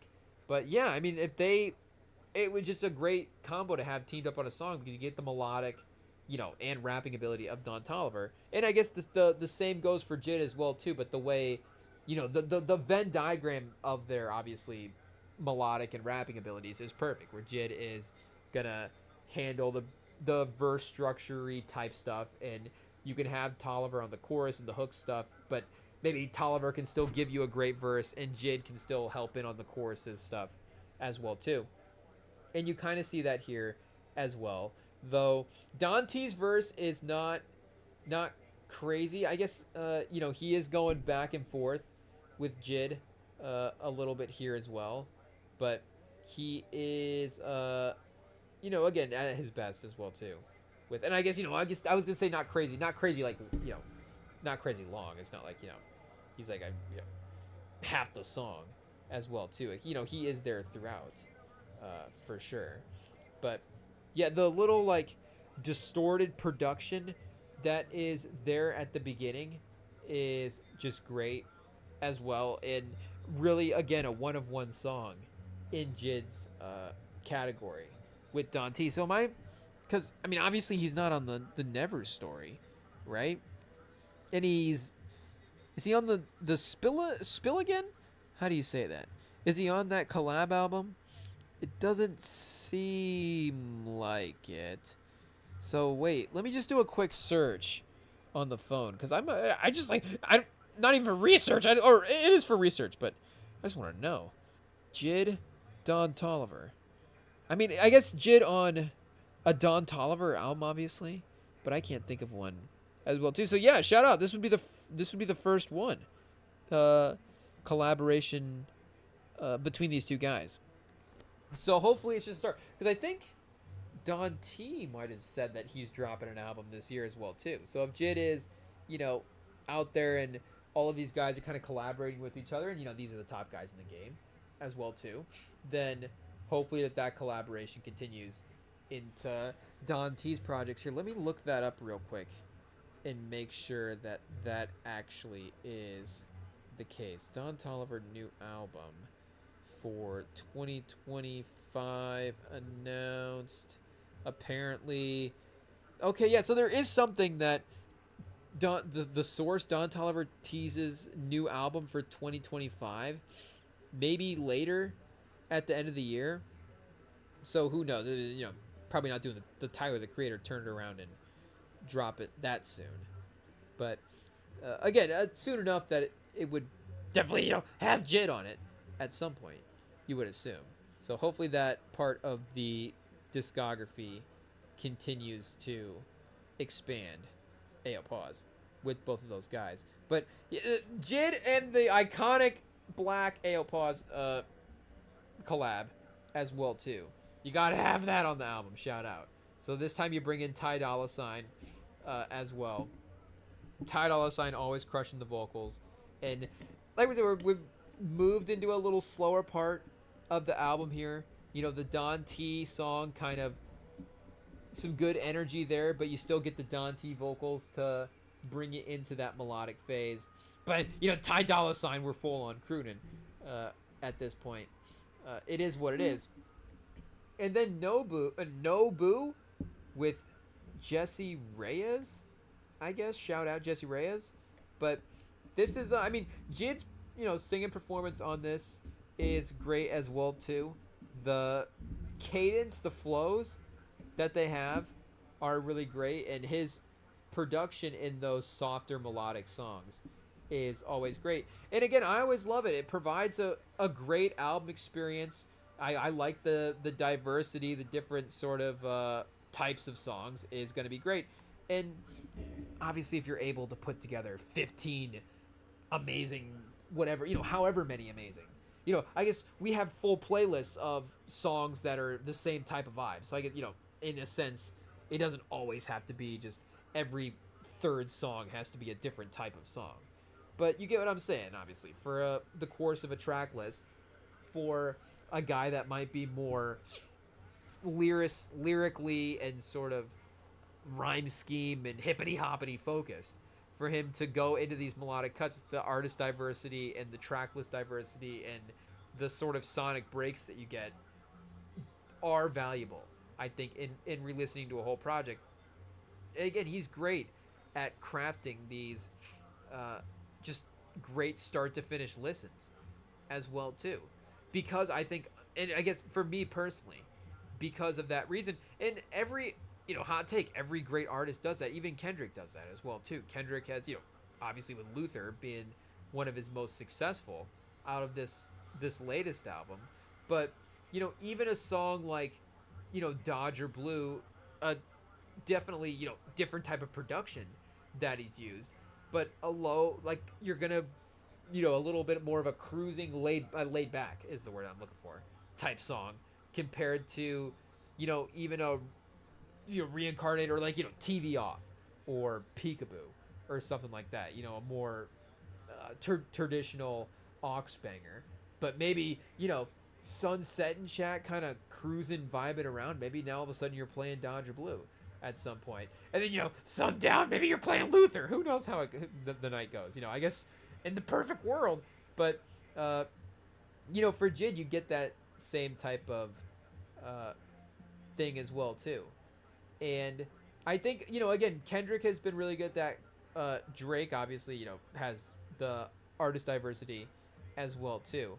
And Cole can definitely get there for sure. I mean, he's got all kinds of great songs throughout his discography. But I do think that Jid is a little bit better. I guess the thing is, Cole definitely hasn't necessarily leaned into that the last couple of years. That's a little bit more of an earlier Cole thing.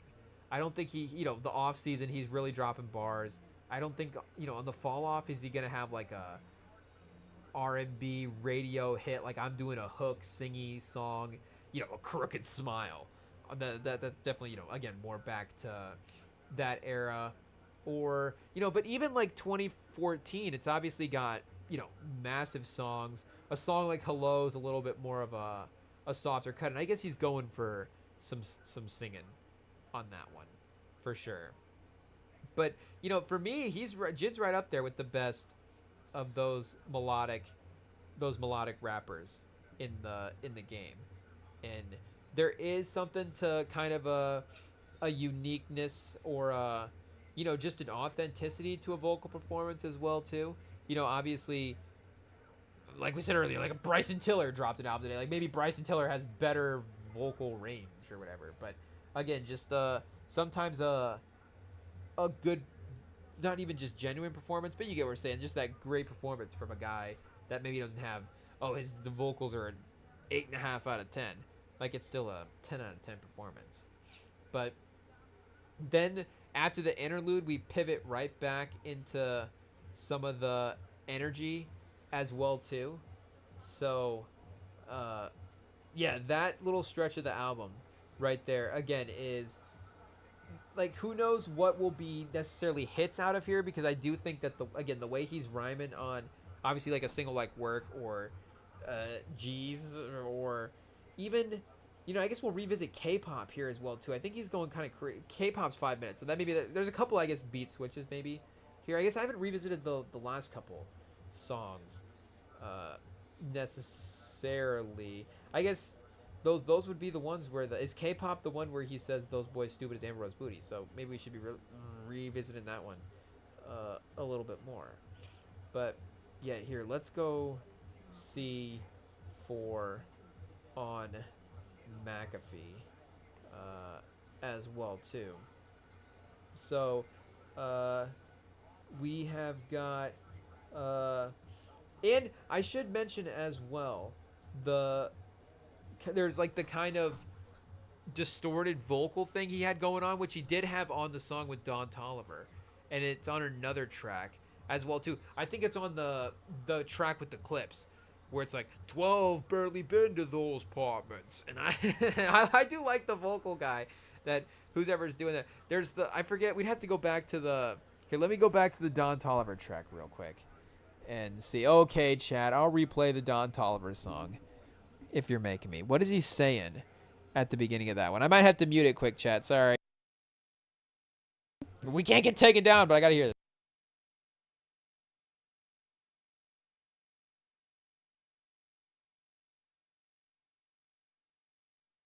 I still don't even really know what he's saying, but he's just like, so happy to see you.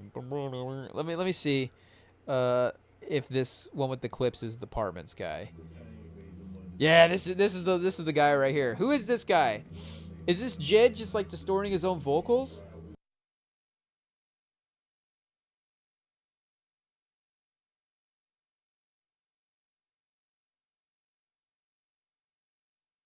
Yeah, I think it's just distort. It's just like Kill Edward version of this like just like the Kill Edward Jid character, I guess, on this track. So this is honestly one of the sickest parts of the track, is the getting parlays in them apartments. So shout out to, I guess we need to come up with another name for Jid's alternate ego here. But here we're on McAfee, so we better go back to this one. Said he finna respawn shooting out the Nissan. Put the boy to sleep now. F12, they be jocking the player. Low Glock 9 let pop in the air. Ninja Turtle Raphael when they caught in the shell. Better say a prayer when he walk into jail. They said when he walk it like he talk it, then he walking it well. They said he bout to tuck a shank, and he ain't tucking his tail. He trained well, wheel train going off the rails. Same thing, gangbang. He ain't stock for bail. Whoa. Excuse me, chat. Hey, yo. We get Baby Kia on the chorus and on some of verse 2 as well, too. But shout out to that performance as well. Walking down the Ave with the Drake, made it out just casually. Made it out of here. Mad that I got that pay. Hey yo, chat, shout out. But what do we? I've been dealing with making money, making enemies. My lots of time ticking and talking till infinity. I'm feeling fine, real good, looking physically fortified. 50 feet tall and 100 wide. I jump high, run fast at 100 miles. Still in the hood. He's just one of the guys. He's getting sick of the bull. Wanted 100,000. But he good 100 rounds, 100 down. A bloodhound. Those are the best Jid rhymes. When Jid just does the quick, almost like every word kind of rhymes pivot. Those are some of, I think, my favorite flows that he has. Can you guys barely hear it? I mean, we can't even, like, I guess the way we were reading it wasn't even doing it justice, chat. Hey, yo. Yeah, I don't think I've replayed this one since I've re-listened to the album. I forgot about how fast he went right there. Hey, yo, pause. If you go back, chat. Hey, yo, is that his Eminem style performance?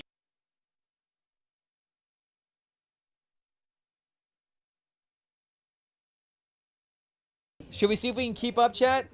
Till infinity, I'm still looking 45 to 100 feet wide and 100 miles. I think we kind of got it. I feel like if we get a little auto-tune, I feel like a lot of the pronunciation will really be enhanced with a little post-editing.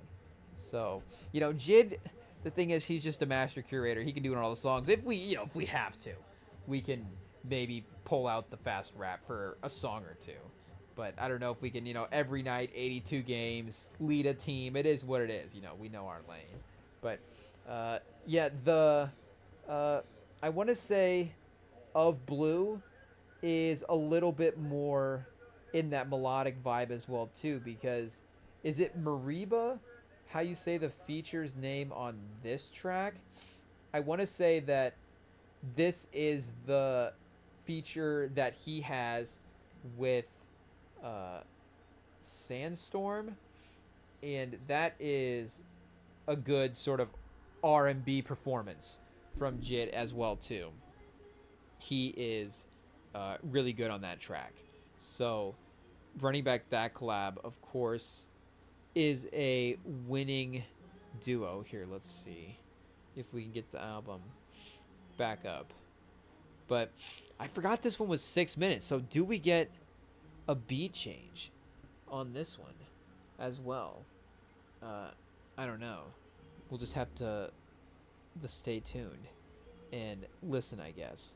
But absolutely, like we were saying, delivers on expectations throughout the album. Oh, we got quite the breakdown for this song. So, Of Blue is a stunning 3-part epic that acts as an emotional and spiritual core. of Jid's album. Chad, we're just like missing out the most important parts of the album here at the end. It's like, oh, let's only replay the fun, meaningless parts, right? And not the deep, pause, emotional, I guess, like I was saying, cores of the album. We just want to only have fun with the fun songs. It is what it is. But the title itself is a rich metaphor, evoking everything from the color of sadness and melancholy to the true blue of faith and the vast, unknown expanses of the sky and ocean. The song begins with part one, where Mariba sets the somber, nostalgic tone. Her soulful vocals lament a lost magic, praying to return to a time of innocence and connection. The line, well, if it was classic, suggests a bittersweet acceptance of a past that can't be reclaimed. She offers a glimmer of hope with the chorus urging a belief in miracles and a chance to start again, a sentiment Jid will expand upon in the following acts. In part two, Jid takes over a dense stream of conscious verse. His lyrics are raw confession, revealing a man battling his demons in isolation. He describes being unsober, slightly insecure, only a little bit, chat, caught in a vicious cycle of self-destruction and fear. This section is a powerful exploration of heaven and hell duality of life, where seeking purpose feels like a battle against one's own nature. The chorus asks the critical question, are you following the flames? A nod to both the destructive path he's on and the spiritual fire he's chasing. This is what I'm seeing, chat. I mean, we didn't even really know what he was saying, but you could just tell that his writing was great in this album. So this is about as layered of a, concept song idea that he's throwing out there in his lyrics on this track. The interlude reinforces the idea, introducing the concept of a divine safe house that is not made with hands, a promise of peace for those who believe. Part three finds Jid more reflective and grounded. He shifts from self-destructive to a search for spiritual guidance, drawing on biblical references like David and Moses. He rejects... are those athletes, check? Can we count those into the athletes' shout-outs? He rejects the greed he observed in the past from friends who left the hood and didn't tell us adios to corrupt religious figures. The lyrics become a narrative of perseverance, with Jid describing himself as titanium. Tough as they make, the song concludes with a powerful, cynical theme. The sinner repent and repeat, acknowledging that the path to redemption isn't a single event, but a continuous lifelong process. The final outro, a real-life anecdote about a prophet's words of encouragement, serves as a testament to the belief that carried him through, providing a hopeful end to a dark and complex journey. And that leads to what we were saying earlier with his sort of ability to tell these stories individually throughout these course of the tracks, and the setup, like they're saying at the end, the pictures that he's painting in the last track are just, very great, vivid, personal, like they're saying, type pictures, and great lyrics, great songwriting.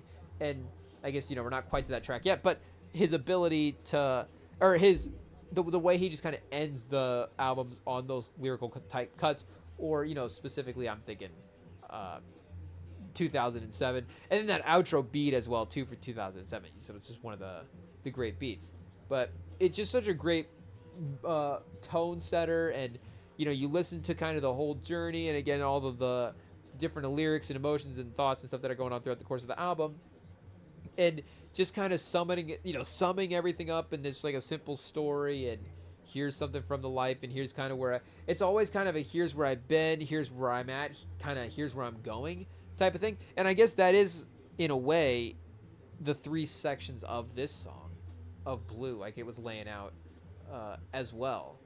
But to kind of just reinforce all of those kind of three things at the end of the album, it just always feels like such a great end to the album in a way that, if we were doing like a Kendrick or a Tyler comparison or something like that, those guys always kind of have, or not always, but have gone for, kind of a looping sort of a cyclical thing for those albums. And again, there is a cyclical sort of cycle of whatever for, whatever sort of thing Jid is addressing as, again, a thing he's addressing in the album. But the way that Kendrick and Tyler reinforce that musically and lyrically is a little bit different. And the way Jid kind of focuses more on capping off a lot of the albums, kind of, the way traditionally a lot of people do, obviously. But again, just his sort of triumphant nature at the end of a lot of these albums is a really great choice that I love. But this track as well, too, is, again, like one last real display, I think, of him getting kind of crazy. So she come around, everybody calling her she don't give a she looked like that. When she pulled up, everybody better dip. Everybody, a long night kiss. Goodbye, like a long night kiss. Goodbye on a long night trip up in the sky. Biggest lies when they said that you got nothing but time. The biggest crime. I ain't cool with lying about they true intentions. They plotting my demise. I'm in new dimensions, undefined, refined. It's new invention. Remove your disguise. Take intermission. God fixing my design like an animation. Am I in the Matrix? My animosity rising. My animosity rising. Andre, I feel like I'm in the A playing for the Falcons. Intimidating. He's a lot of people imitating, plagiarizing. Baby, hop into this ride. You gotta play your weight. Karma on my side. Karma waiting for me. It can't wait. Hey, yo, chat. Do we just want to mute and just listen? I almost just want to double or re-listen to his flow as well, too.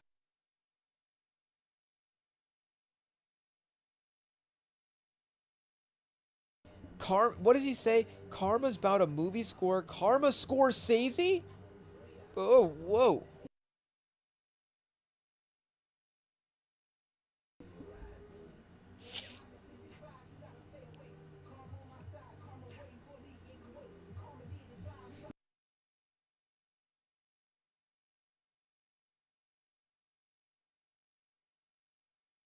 Oh, am I unmuted? Okay, there we go. I'm unmuted. Scorsese is crazy.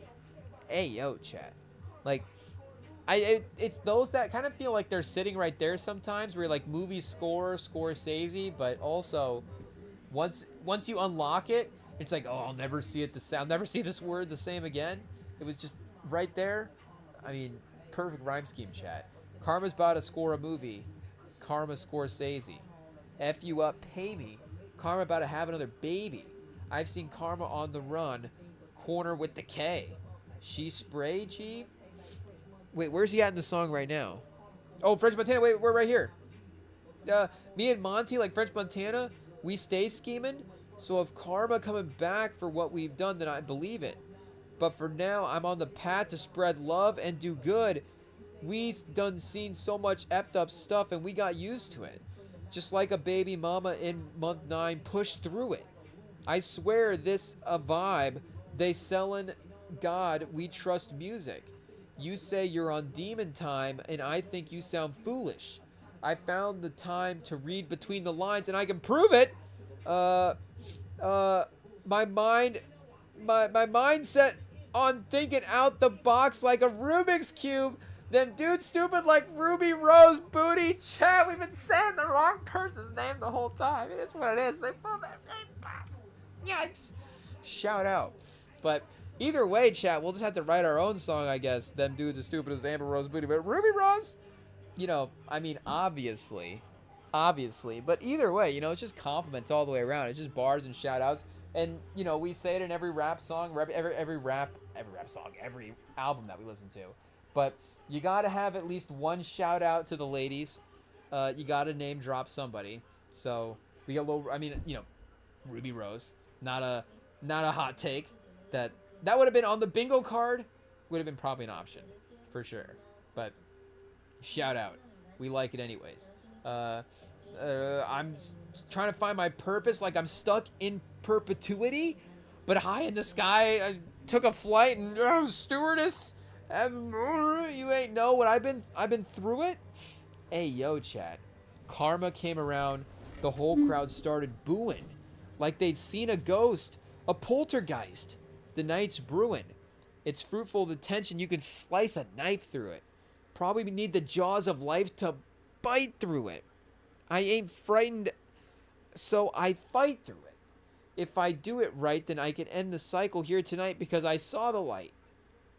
Hey, yo, chat. Pastor Troy, kicking back in. Oh, is this where they go back to Spanish again? I guess we didn't lock in to see where the other Spanish part was. I guess this is it right here. Or is it on Nobu? It might be on Nobu. I guess, here, let me go back to Nobu before we get into that last track real quick. And see, is it the end of that one? Yeah, it is, chat. What are they saying? I guess here, because I guess the last song is the last song. So, let's go to Nobu and just double check the Spanish real quick and see what it is. And is it the same Spanish at the end? Caliente. Oh, I see hot there, Jack. Caliente. No. Que goza el momento. Como te amasamos yo besariamo. I don't think we're quite getting it right there, chat. But roughly translates to shut up, don't kill the moment. Since you don't go all in, you go looking for love. So did they write this in Spanish or in English? Like, is this meant to rhyme? I guess, does it work either way? I guess we'll see here. It doesn't necessarily have to rhyme in English, right? Shut up, don't kill the moment. Since you don't go all in, you go looking for love. And sometimes, don't you get tired of chasing what's right in front of you? Right in front of you. Shut up, don't kill the moment.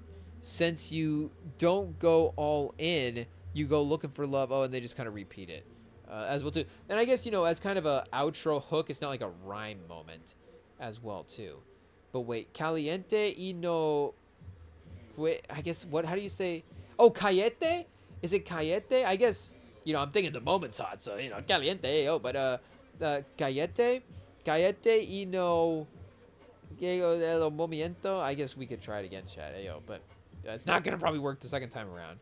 So, we'll learn Spanish and we'll get back to you on that track there. But here, let's go back to the outro then. For keeps, the last lyrical, emotional story cut from our guy. The track is reflective look of Jay's early days of artistry, reminiscent from 2007. Yeah, his previous album, The Forever Story. So yeah, we're locked in there, and great soulful beat as well.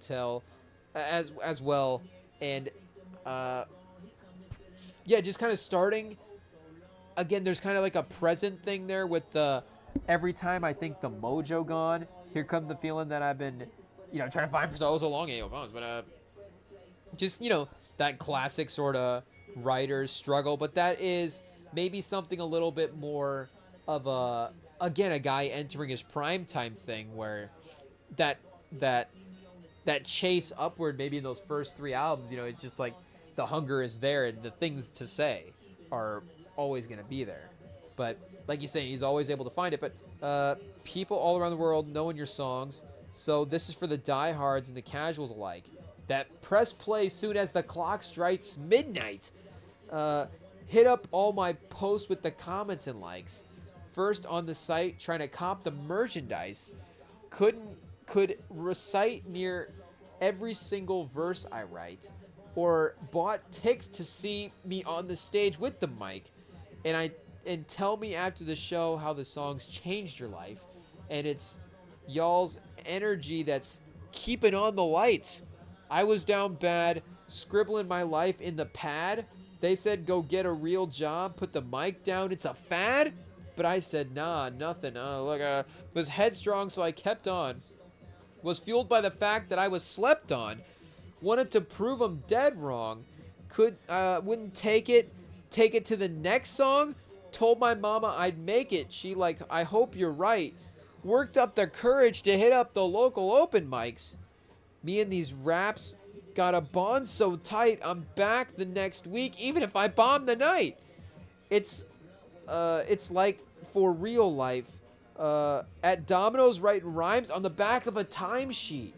Bosses would grind their teeth at me falling behind, trying to scroll through my mind to find beats. All I needed a tempo to latch onto. Chat, I just imagine, like, imagine the people that were just late getting their pizza at Domino's because Jid just was writing rhymes. You would never even know that that's the pizza, but, you know, somebody got that pizza. Lucky guy. But, till I could find an instrumental to latch onto. This back when producers wasn't sending me packs. Dropped some, on SoundCloud and people didn't react. I'd be happy just to get 10 clicks on a track. It'd bring memories back. It's bringing memories back. When my heart was sure, the art was pure. I'm talking back when we was packing out department store. Bruh. And I hit Apache Music Roman Pack Lounge. Left the bouncer. No, I'm performing, doing pat downs. Hit the blunt, wait my turn, play the background. Even though they was all mimicking the trap sound, I knew this wasn't how that sound. It's only fitting eventually I lapped clowns. Now give me the crown. Hey, yo, chat. I guess that is true. He didn't like call anybody out necessarily in a crazy way, unless we, dig to the genius annotations some more. But didn't necessarily like directly call anybody out. So, maybe he'll save himself for a rap battle at some point. But I guess, is that the next step? Beefing with somebody? Is he beefing with Pusha T next? Who knows? Though, it would just be fun to see, obviously, guys go bar for bar. Just any way to raise competition, whether or not it's them being on the same track or not, would be great as well, too. No matter how many times I tried and is that like segue? What's he saying here, chat? I don't really know what the word is, but I guess it's seg because it's decade. So been like this for over a decade. No matter how many times I try and segue. Wait, segue is not spelled with way. It's G-U-E. Ayo, chat, you learn something new every day. It is what it is. No matter how many heartbreaks and headaches, affliction and pain, it's aching in my veins. No right or wrong prescription. I'm addicted to the game. Shout out, chat. And then the little outro clip as well too, talking to his daughter, I guess, maybe, or son or whatever, as well. I guess the genius annotation says he's got a kid ? Cardi referenced the first word. I don't know what that means, but maybe this is the diss to Cardi. Daddy got the best bars in the world. Who knows? Or he's unveiling his own hiding the child. We'll just have to see. But regardless, he's given us a classic album, one way or the other, in God Does Like Ugly. A classic, chat. 15/15. Great stuff from our guy Jid. But it's not the only album that, like we were saying, we have on the slate for tonight. We do also have this Gunna album to listen to as well, too, which I have not listened to yet. I've been listening to this one all day. So let's take a quick break, and when we get back, we are going to check out this Gunna album here, which I imagine should be pretty fun. 25 songs. Hey, yo, chat. Hour 8. We're doing good. Gunna's not going super crazy here. I guess, a minute 32 on that one. I guess, an hour 8's not crazy. 25 is crazy. So I guess it would be more like the 213s and stuff as well, too. I'm just trying to do, like, the math on, like, was Playboy Cardi's, like, but his was actually, like, more closer to 30, and it was 10 minutes longer. So, yeah, it's about even. Turns out 30 is crazy. Hey, yo. But shout out, chat. I guess we'll see if we listen to this Jid album one more time if we go to Gunna. We'll probably go to Gunna next. We'll be checking that out right after this, chat. Stay tuned. Don't go anywhere. It'll be fun.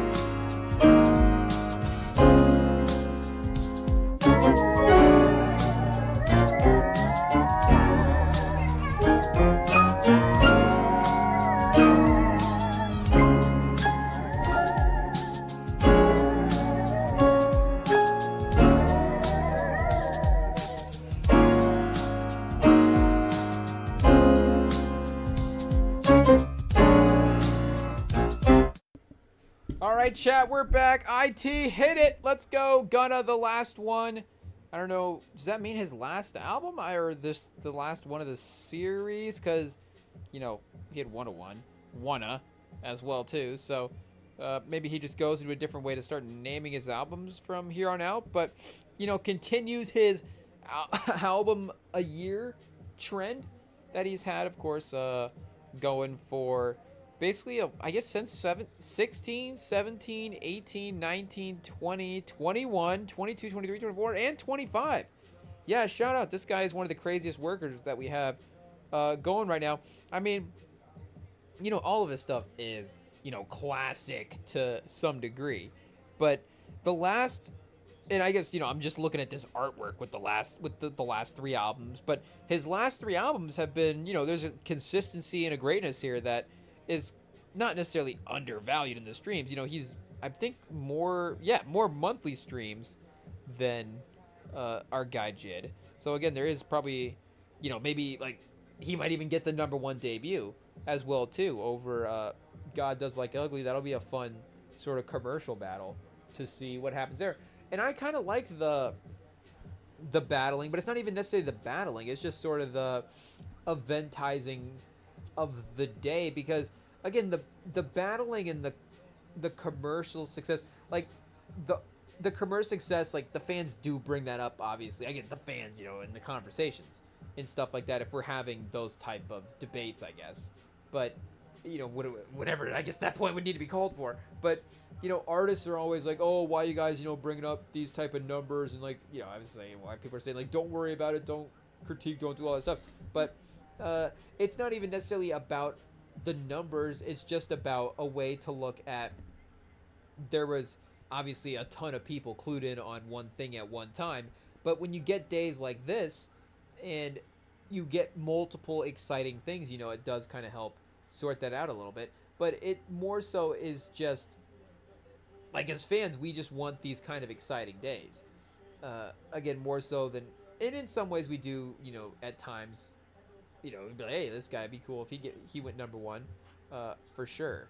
But just the excitement of the eventizing of a day where it's like, hey, I have multiple projects, almost, you know, like a football game, basketball game-esque type amount of entertainment. I guess this is like we just need at least 2.5 hours of new entertainment a day. I don't know if that's the baseline, chat. Hey, yo, or a week or a weekend or something. I don't know, but it kind of lets the day work in that type of way. And again, the eventizing of sort of the genre, obviously, and hip hop, and it becoming kind of a thing. And not that, oh, yo, Jid and Gunna are the first, you know, that's not what I'm saying.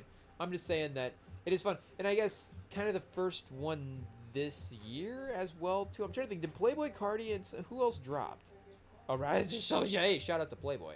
But I'm trying to think if there was at that time, if somebody else dropped that week that got #2 that I'm thinking. But this is definitely the most competitive, I think, head-to-head, you know, individual day that we've had for the hip-hop world so far in terms of albums. But I could be wrong. I just don't. Did Central C and somebody else drop on the same day? Who knows? But yeah, this will be fun. And I've liked the first two beats so far, for sure. We don't have as many features on this one as we do on the other. How many tracks are on his other ones? He's got 20 on One of One, and on DS Forever he's got 20. But yeah, both of those are under an hour. I was gonna say, I felt like both of those were pretty well curated. And A Gift and a Curse is 15 and 45. So, you know, he's just got 25 excellent tracks here, chat. But you don't know, because he goes back a little bit solo here at the end as a solo run. You know, I'm not going to predetermine, but there, you don't know if that's going to be, you know, maybe where a little bit of the filler lies in the track list.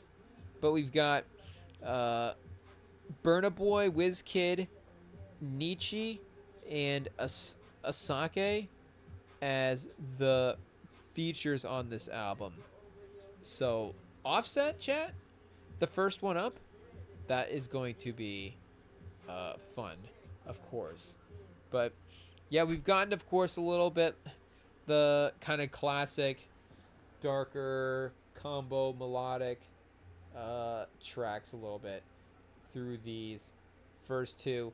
I want to say the first one was pretty good for sure, but kind of turn up a little bit here, chat. And of course, a live react a little bit different than post react because I may have to hit the mute to listen. We can't get taken down.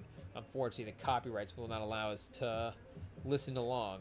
So, of course, if you haven't already, fire up the Gunna album. You guys can listen along with us. If you see on the screen, we're on track 3. We are at the, here, I can't read it from my, we are at the 37-second mark at this point. 40 seconds. So you guys can sync up on track number 3 at this point.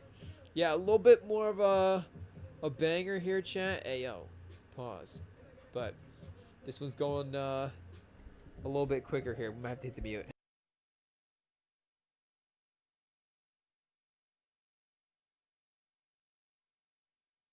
And Gunna might have to be one that we have to be on the lookout for as well, too. He's going to probably be taking dish shots at somebody. So everybody down. Gunna's up on the track. I don't know, maybe not. I don't know. We'll just have to see, I guess, how that plays out. Are they disses or snarches or what? What do they consider, chat? I don't know. But there could be names involved. You never know. Again, if you're linked with Gunna, you gotta be careful for that type of thing. So let me see if I can get the words pulled up, chat. Hey, yo, where are the words for this guy? Even Gunna, chat, behind Ethel Cain. So I guess Ethel Cain's gonna debut at number 1. Hey, yo, Jid, God does like a number. Jid number 3, chat. Hey, yo, wouldn't have guessed that, but it is what it is. Shout out that my low whoa she been pulling on us. Come right on the spot with the dick in her stomach. Hey, yo, chat. Gunna, maybe a little bit more direct, a little less poetic in some ways than Jid, but in some ways also poetic as well too. I keep a hoe coming, shades on my face. All I see is abundance. Hey, yo, chat, you love anytime somebody anytime somebody rhymes money coming in abundance with nothing. Hey, yo, and watching is just, a great verse all the way around. Lil Mama Bad, stamping her passport, money on the dashboard, 200 on the dash, strapped like a task force, hit her from the back. I'm a bad boy, put her on the tab. I mean, you see, when the flow gets catchy, chat, it's not bad. I mean, it's her hot take. Gunna, catchy flow from time to time. 200 on the dash, strapped like a task force. I mean, then to roll that back into hit her from the back, it's basic, but guess what, chat? You know what? Throwing that line into a song, not necessarily the thing that we're again screaming out in a car every now and then. So I think it works. Shout out. Oh, I guess this is a quick 2-verser. Ayo, it is what it is. Yeah, he went with the kind of more melodic he cuts, at least as a way to start, because I do like the energy of these first couple tracks. And I like singing or darker Gunna as well too, if if I can say that. Hey, yo, from a musical standpoint. But the more trap vibes is gonna be him at his best for sure. So this, getting back to it, chat.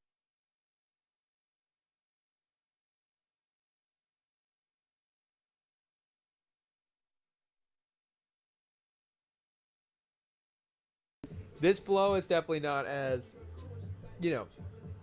rhymey as the last one, but he does say, she said merci beaucoup when she thanked me, jumped in the coup.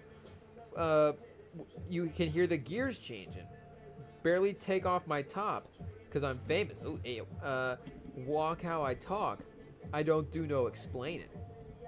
So that's right up there, chat. I mean, we could throw that right into the Jit album, and that would make total sense, for sure. We got to give him his respect. More profit, y'all talk my language. I'm toxic. I'm intoxicated all time, and they watching surveillance. Lil Mama gonna drink it and drain it. Hey, yo, I'm in the UK. They speak in all different language. She said merci beaucoup when she thanked me and jump in the coup. You hear the gears changing. Barely take off my top because I'm famous. When I walk like I talk, do it, I'll explain it. Went back to my block because my hood underrated. Went and got them rocks and they brighter than Vegas. They add another dot. Then I sign it and date it. Hey, yo, chat. Verse 2. 101 and he rare. Hey, yo, chat. I think we actually said that right. 101 and he rare. Stack up my t-shirt in layers. I peep out the cut like a glare. Them folks see Gunna, wanna, and they stare. Barely got time. I keep ends in my mind. Have multi-million-dollar meetings in the air. Ho, stop lying. I'm the bro, and that's flying. I'm on that P time, man, and I got plenty to share. He goes, it's okay. I got so much. You know, it is what it is. Back in the day, used to rock the gazelles, getting off the work, trying to make me a sale. What you gonna do if you get in a jam? Better send that cash app the best way you can. They bring me through the back because they know who I am. My skin look like the glass, and I've been doing glam. I stashed me with cash, but don't tell Uncle Sam. Hopped out the rolls, and I'm still ringing the bells. And I gotta say, we are moving nicely through the album as well, too. Again, like I said, it was a lot of songs. We're not like a crazy runtime for that many songs. So, we're not lingering too many, the lack of the third verse. Hey, yo, Jid's gonna probably stick to a little bit more of a 3-verse type structure. But I like the diversity of both types of albums on the day as well, too. Where one is a little bit more traditional in that sense, but this one, moves you through a variety of beats and some fun rhymes as well too. Alligator a croc, Himalayan no tellin'. Young Gunna wanna for president. Let my hoe go prezi. Counting up, stacking these presidents. You know they're gonna get treacherous. Waking up, taking these chances. Businessmen I barely drive. Bought me 2 new caddies. Got arcs. Hey, okay, Chad. Hey, IT, cut that out. Got acres and I can sell you land. Cost 2 tax. Ayo. LA Estate behind the gate. Don't let him know my addy. Pretty face from around the way. Come play, I do her nasty. Plain Jane ain't flashy. Gucci shorts, they khaki. Evan, this little accountant, she helped me lower my taxis. Young Gunna wanna trend center, been chopping my jackets. Cavilion to Riviera in France, they stuffing my passies. Hey, yo, Chad, I think we're getting better at the rhyme schemes as we go. It is what it is. I couldn't hear him actually because I was talking over it, but I don't know if he actually rhymed it like that. But if not, that should have been the demo tape, and he should have figured out how to make that work. Overseas in Europe, I hit Zurich, bought a watch. Hey, yo, chat, shut up. What's our guy Offset up to here? Rockstar, grab my crotch. Rick Owens high tops. I go Miami Kawasaki. These 2000 at the top. I cashed out. Ice me out. I do this for Granny. Hey, yo, my wrist is a Grammy. I do it for Granny. Shout out Offset, chat. Hey, yo. What a stud. Princess like Di. Introduce her to my family. Oh, wait. Princess like Diane. Is that what he says? Princess like Diane. Introduce her to my family. Flower, she my dandy. Don't cuff her, not at all. I ain't going at all. I took off the brain and tore down the mall. Plain drain, my lady went frost. This is insane. I thought it would fall. The flames come out the exhaust. The Ferrari. So, I mean, the song's obviously a win now. That it's... Shout it out to our guy, Pac. Gotta be an add to the playlist. It is what it is. It's a rule. Every song with Pac. Shout it out. And it has got to be added to the playlist. So, biting my game. Shout out Gunna. Back to himself. She want to bust down the skittle. Wanna a dog out the kennel. Always talking. They say to they love to say riddles. Hit preacher boy, he a sinner. I see a lot of capping. They broke as a pencil. Chat, we got our first Kugler sinner shout out. Hey yo, Gunna cooking this track up recently. This is crazy. Shout out preacher boy Miles Caton. I think I'm saying the name right. Getting a shout out as well too. His first name drop in a rap song. You know he's going to be a star as well too. I mean, yeah, great casting by our guy Kugler. He did. It's one thing to cast a guy where you're like, oh, where did they get that guy? He's great for that. And then you watch a guy and you're like, did Kugler just get a new? Did Kugler just like introduce us to a new movie star? I think he did, but. Now, again, he's crossed over. The crossover we were looking for Anthony Edwards. Miles Caton, Preacher Boy. Movie star. He's got it, chat. Maybe Gunna with Anthony Edwards shout out a little bit later. Or Wemby as well, too. Anthony Richardson. Pull myself out the game like I'm AR-15. I don't know what the rhyme scheme is there, chat. But, we'll have to let somebody else a little smarter than us cook that up. But is this no feature on this one. Burna Boy is up next, chat. Burna Boy, shout out. But this is Prototype. Probably not Andre 3K style here. I just ate different cloth. I'm done got a fat as a stack. Relish, I'm an underdog. Wait, so he's saying relish, I'm an underdog? Is it a bar, chat? It's first introduction tonight for our favorite segment. Is it a bar? I done got a fat as a stack. Relish, I'm an underdog. I never get paid to it. Ain't pay that. I'm a real boss. Count Big Fetty. You can't tell the way we walk. I know the way you keep stepping that. Pay him to really talk. Handle business all the times. Early morning when I call. Protecting the greatest of all time. Homie made you the real dog. Pull out the SF90. I can switch cars by the minute. It ain't hard to see who in it. It ain't hard to see who win it. I stabbed my guts. Had to take an image. Yeah, like I stabbed my guts. I thought maybe he was saying he was stabbing guts there for a second. Ooh, Gunner. Hey, yo. Gunner? Hey, shout out. Is there a white rapper out there named Gunner? Hey, yo. Like I stabbed my guts. Had to take an image. Cash we have in plenty. I don't get offended. Shout out. But, young Gunna wanna, I'm a Billy Goat. Ooh. Young Goat? Gunna? Maybe. This is $1 million in jewelry, so insurance way more than Geico. Last year I was touring the world. Now I'm back in Europe. It's a cycle. Did we say that right? I can hear the influence that I'm doing.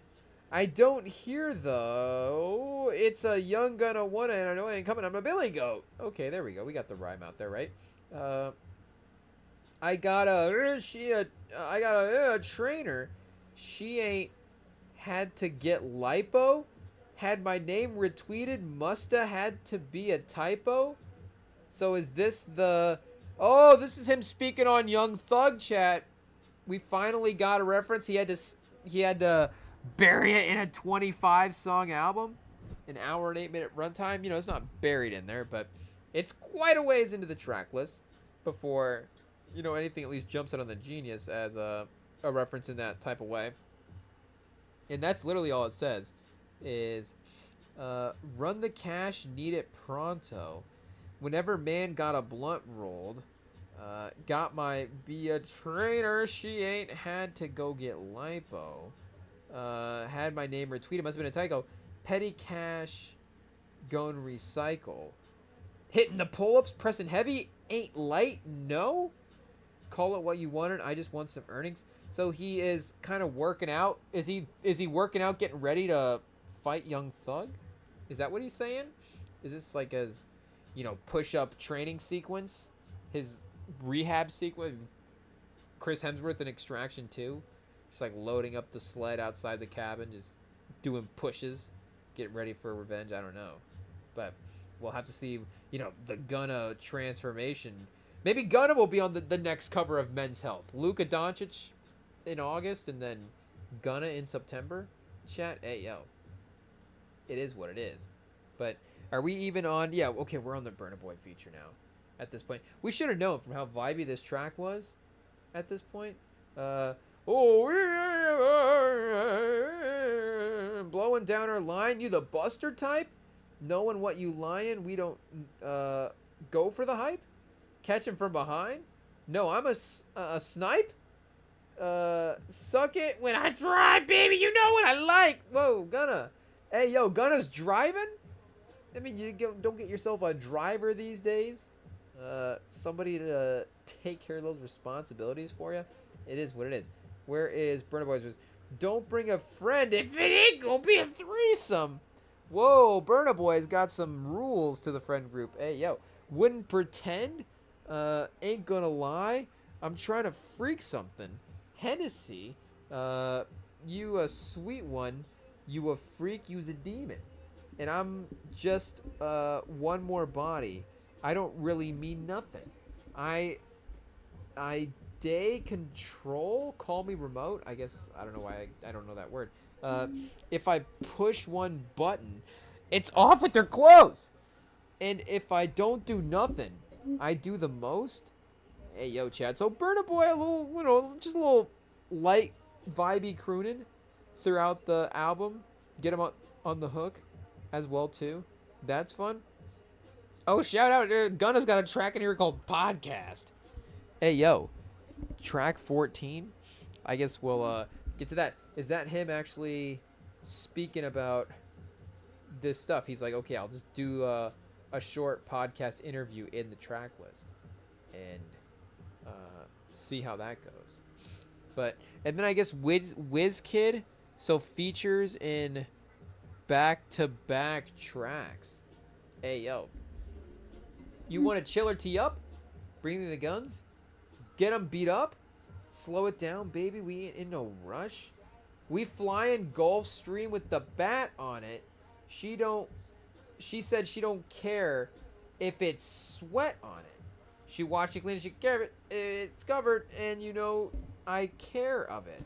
It's public, she's covered like Arabics. This money forever inherited. Whoa, generational wealth, chat. Love to see it. WizKid again on the hook, but here we go. WizKid verse 2. Say she forever be mine. Baby, nah, you be my type. Homage?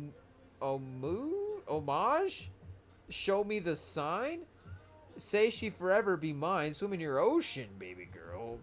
Come with the motion. Day. Day make. Is that what it was from earlier, chat? Is that why I'm just an idiot? Just don't know the word. Ayo. They make me lose my composure. My lady, one of a kind. I day with you, my lady, one of a kind. Chasing the money, and now you day back of my mind. Oh, okay, chat. Shout out WizKid for the JID level unreadable rhyme schemes. She don't see none of you guys. She know I'm one of a kind. Is that the song? Oh, Forever Be Mine. I guess they do say that, but also one of a kind does seem to be kind of the theme of the song as well too. Give me the rush. I want the thighs to vibrate. I like the vibe we curate. Ooh, that might be up there with his best rhymes for the night, chat. That one's not bad. I want the thighs to vibrate. I like the vibe we curate. Take a little piece and we go to the moon. Shake up the room. Earthquake. Stare in her all day. Stare in her eyes all day. Lil mama fine. A mermaid? I take it with pride. She like my design. Never decline a good face. Oh, chat. Is that not a face card? I mean, I guess low key when we slide in straight A. So is that just supposed to, like, we just get that he's saying face card there? But never decline a good face card? I mean, maybe that's too basic for Gunna. I don't know. But seems like it would make sense. I guess, again, it doesn't necessarily fit in the rhyme scheme totally. But when you with me, it's a good day. When I'm on you, if I'm telling the truth, I've been thinking about you since the tour date. Thinking about you, if you missing me too, I'm out in Saint-Tropez. And then the outro again as well too. And this time, I guess we do get a third verse when he gets the feature. So, he's giving us the full song performances. Gunna, shout out. Forever is a collaboration. It was recorded sometime in 2024. The song was first previewed August 28th. Last year. A low-quality snippet resurfaced in May 16th of 2025. Gunna posted a studio footage of him with WizKid recording the song on August 6th, 2025. The song was just posted. Was also just a solo Gunna song before WizKid put a verse on it. Shout out. So, been around, I guess, some of these tracks for a year outside of the, that recent one we know with the reference, or at least that verse was recent anyways. This one is, again, we get a McLovin sucking me loose in the Cullinan. So we get a thematic sort of BJ reference throughout the album, chat. Is this through line? I don't know. Is that the final one that he's mentioning? It's like, this is it. She have young Gunna with confidence. Breakfast got me McLovin' it. Oh, it's a McDonald's McLovin. I thought it was a super bad. A super bad McLovin. Shout out. But, either way, McLovin' it. Super bad Ferris Bueller. It's all the same. It's all great stuff, chat.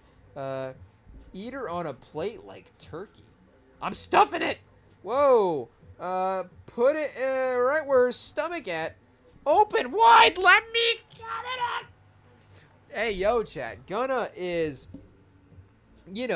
definitely being, the you can't say vulnerability from Gunna. But I don't know. Maybe we need to dig back into, and I mean, Gunna, it's not like crazy far off from where Gunna's at, from a lot of his other songs. But is he gonna break the record for, at least for himself, most times just anybody said come on an album, chat? Hey, yo. Seems like a couple of times. Might have to pause a couple of these tracks. Hey, yo. Is what it is. See if he runs it back on Endless.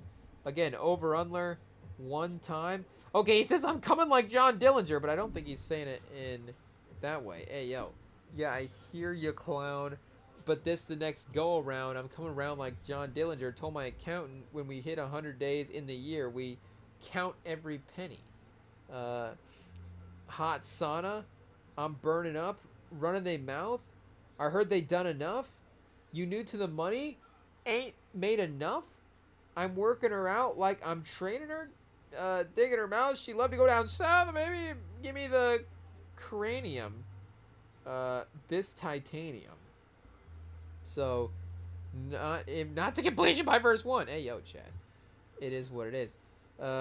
Came from that South Flat Show out that them packs. I was selling them whole.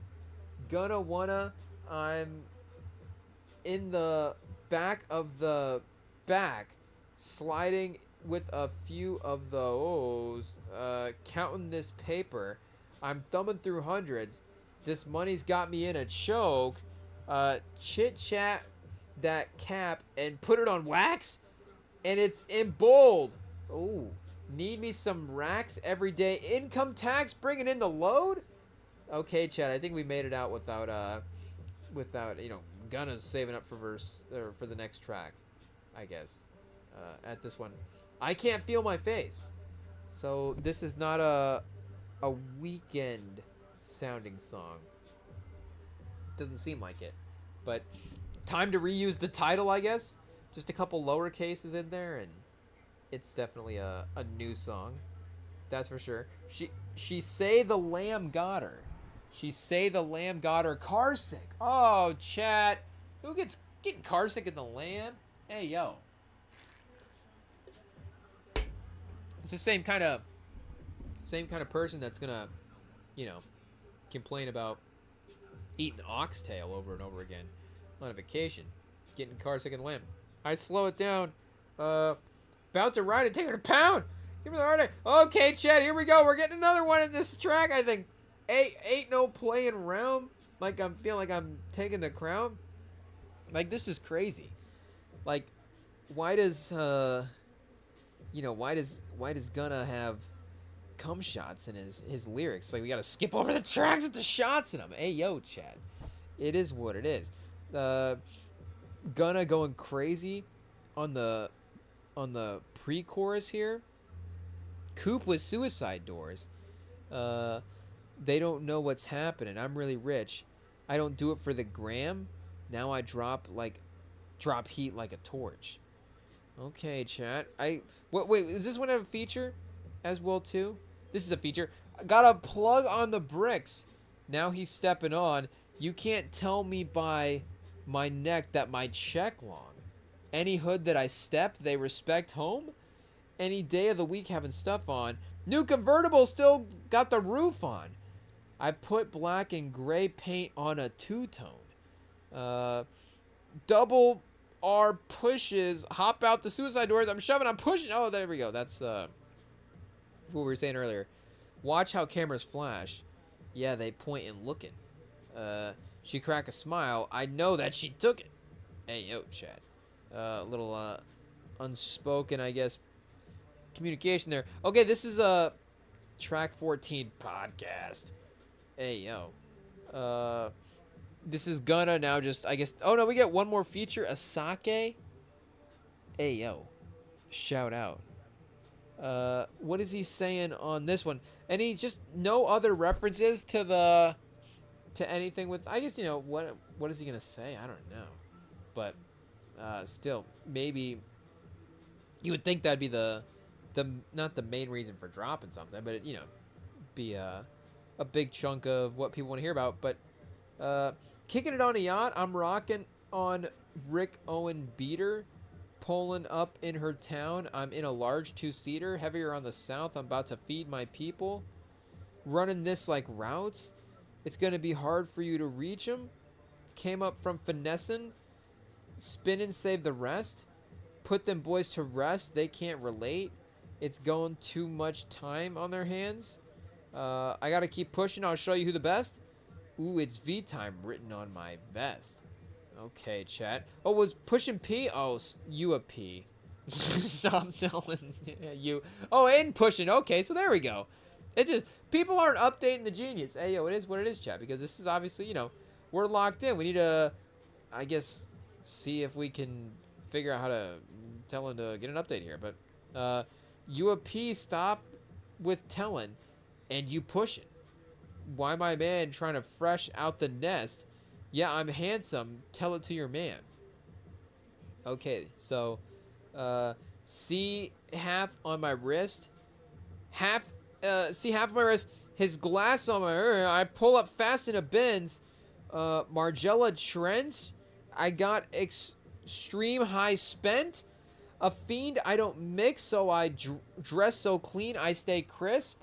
I got rings, my rings got a glitch, and it is what it is. Say when you got money, it reveal, and it will. I had took a lot.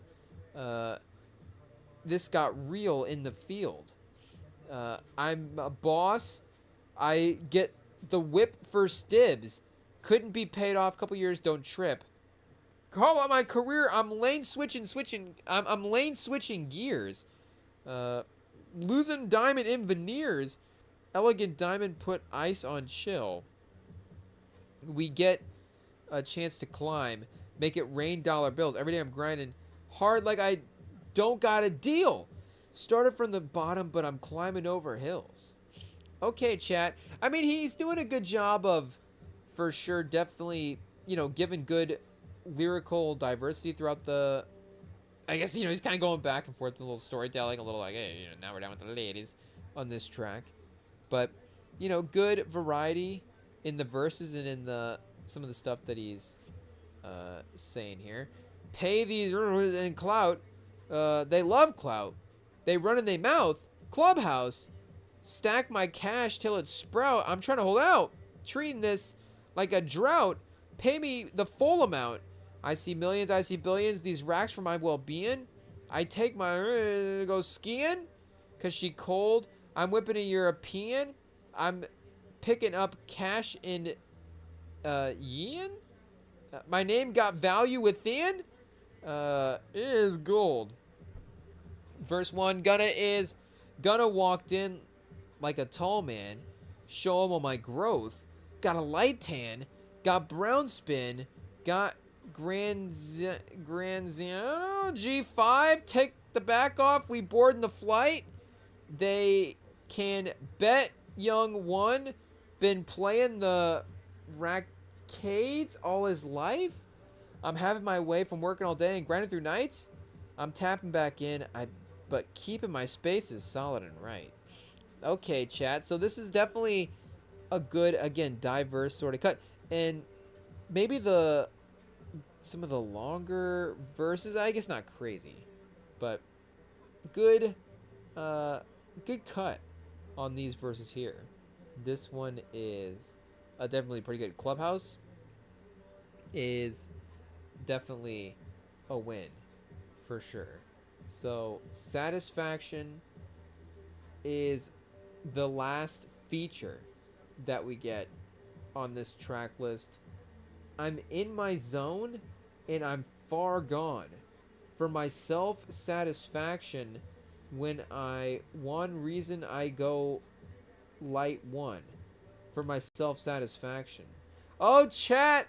I don't know if we're getting Spanish, but we're getting some kind of foreign language here as well. I guess this will be the track up next. We'll need to actually listen to what is being said here. I mean, if it was Spanish, I guess you would still, I guess, know by looking at it, but I don't know what we got here. I imagine, I mean, if it sounds like it though, that's what it's got to be. Let me hit the mute.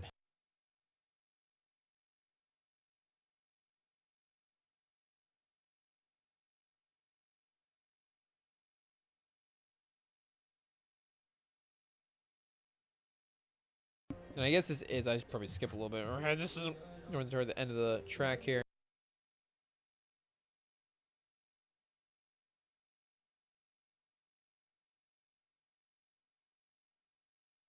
Okay, chat, it may take us a couple listens to learn these words. I'm not gonna lie.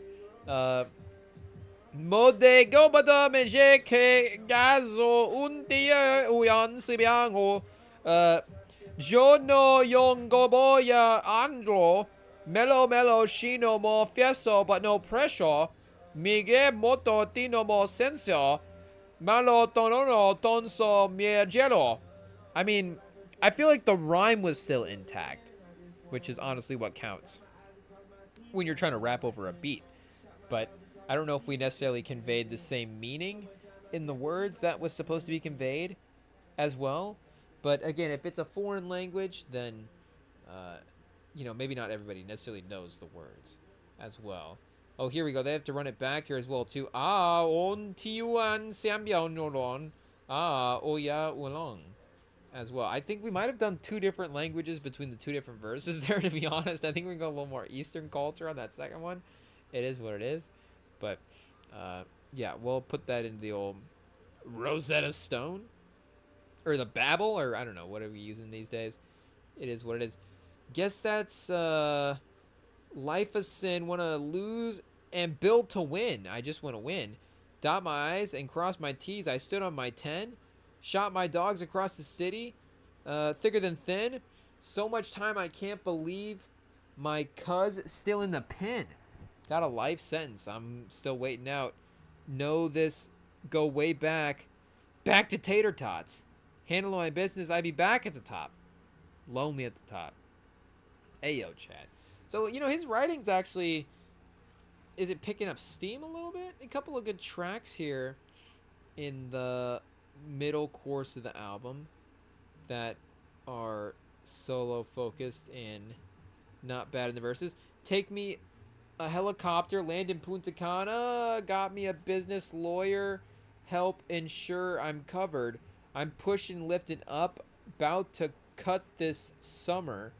I told her don't want no rice when I eat Benihanas.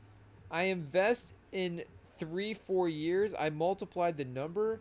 Wanna right back in that field. I can survive the jungle.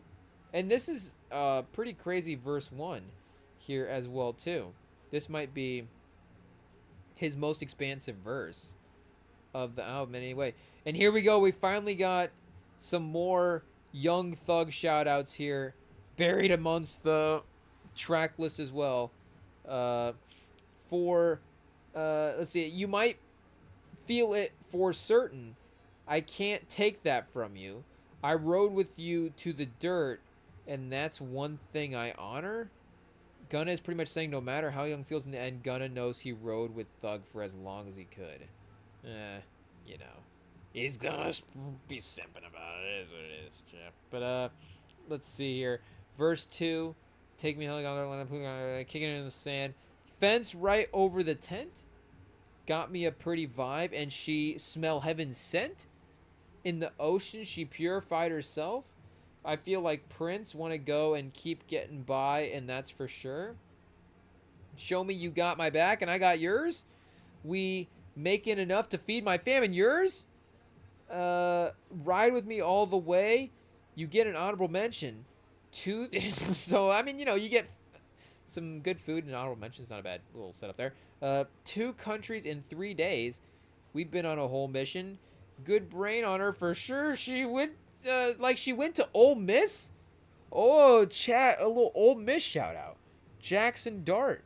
No wonder he went to Ole Miss. We thought it was because of Lane Kiffin's off, or whoever shout out. We thought it was the offensive scheme over there, but turns out it was the head, apparently, that he was getting on campus, apparently, according to this Gunna track list. But let's see. Once we get through a fight, locked in, tight as a pit, turned off all the lights, that's when I can tell if it's a hit. Even in the dark, chat? Hey, yo. I guess so. But once again, like we said, a little, even if it's not much, just a couple of bars addressing little Young Thug there. We've been in Dubai, eating Dubai chocolate. Hey, yo. What's this say? This Genius Sanitation literally just says, Gunna, you a grown man talking about some Dubai chocolate? Shut up. That's literally ingenious. Hey, yo, shout out, chat. I'm, Gunna, eat whatever you want to eat. Hey, yo, pause. But you got to love the commitment to just write that in there. Jumping out the Porsche as a little scholar, whoever would ever thought I'd be a real problem. Colorblind, I see pink, blue, and green dollars. All the time I've been the one that lead, follow me. Follow me. Blessed to have a voice worth over $1 million. You ain't gonna stay rich. See, you got real Pradas. About that time I'm running up a real climbing up too many ladders. These losses starting to help me see what really matters. These drugs couldn't even ever help me feel better. I feel better when I'm headlining the Coachella, living out my dreams, and that ain't that far fetched. Hopped with the P with I bought the P with visors. Ain't no propeller jet. Light one and reclining ease my mind off the stress. The blind can't lead the blind, or we gonna all have regrets. Hey yo, Chetty's like, let me just throw a smart line in here, just to throw him off the scent. She drive and kiss there like it's mistletoe. Hey yo, Chad. Again, I guess is this artwork somehow a guy, getting sucked off in a car? Because that seems to be the most common bar so far throughout the course of the album. But we'll just have to see. That's on me. That's on me. If it ain't saved my life, they had me hurting, starting to feel my thumb. Cross milestone. I had my own son.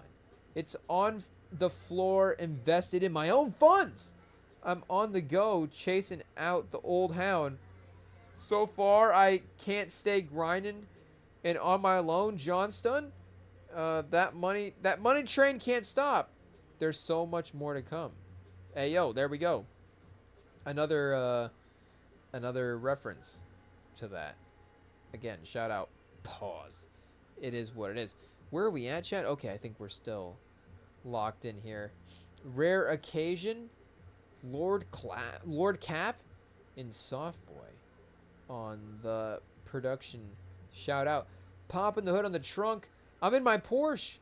They seeing the difference in posture and in my core. Get what I'm saying? Look at my pants 101. The family fan. She want me take a pic with her son. Rockstar Clan. A lot of my t-shirts torn.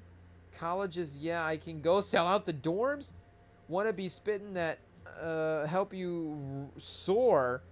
Might hit the trap. Make the court go make a score.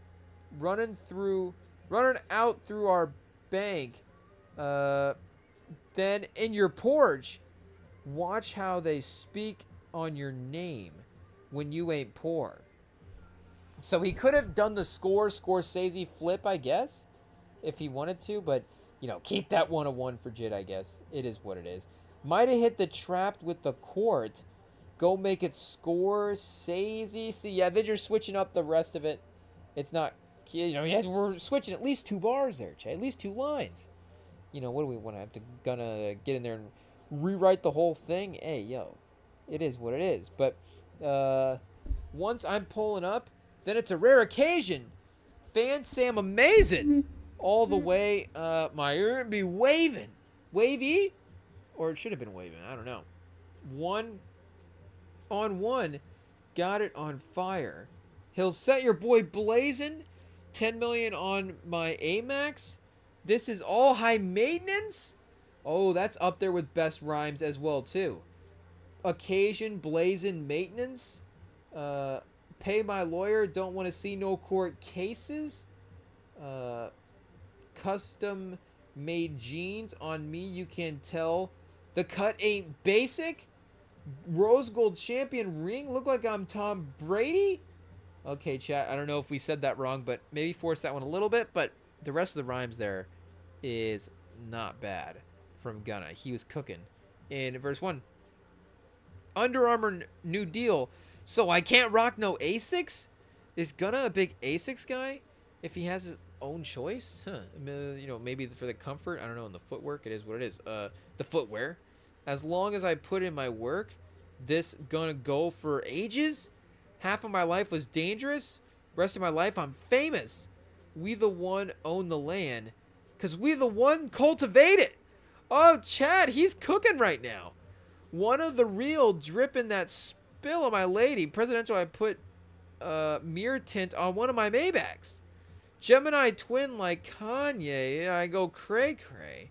Dropping my big kahunas. I know they hate it. Really ain't nothing to it. It feel like I know what I'm doing. Ain't ever said it's go unless I'm sure. They don't know when, but I'm coming. That's of course. You're gonna hear me for I'm coming because of the horses. Okay. So yeah, he is right up there on this with the best of his performances on this track list on this track. So the Kanye mention's a little tough.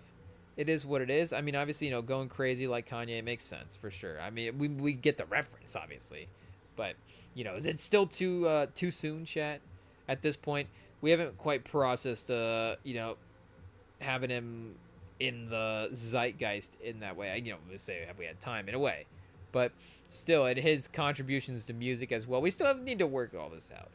It is what it is, but regardless, you know, we all got it when he said it there. When Gunna said it on that one. So this one, is it Hermes Gator? My name on the list. AP Gold AP, and it's the same color. Chris, don't play with my name. Hey yo, shout out. So let's see here. Hermes, a high-end luxury brand. Yeah, I just don't know how to say it. Hey yo, chat. Shout out.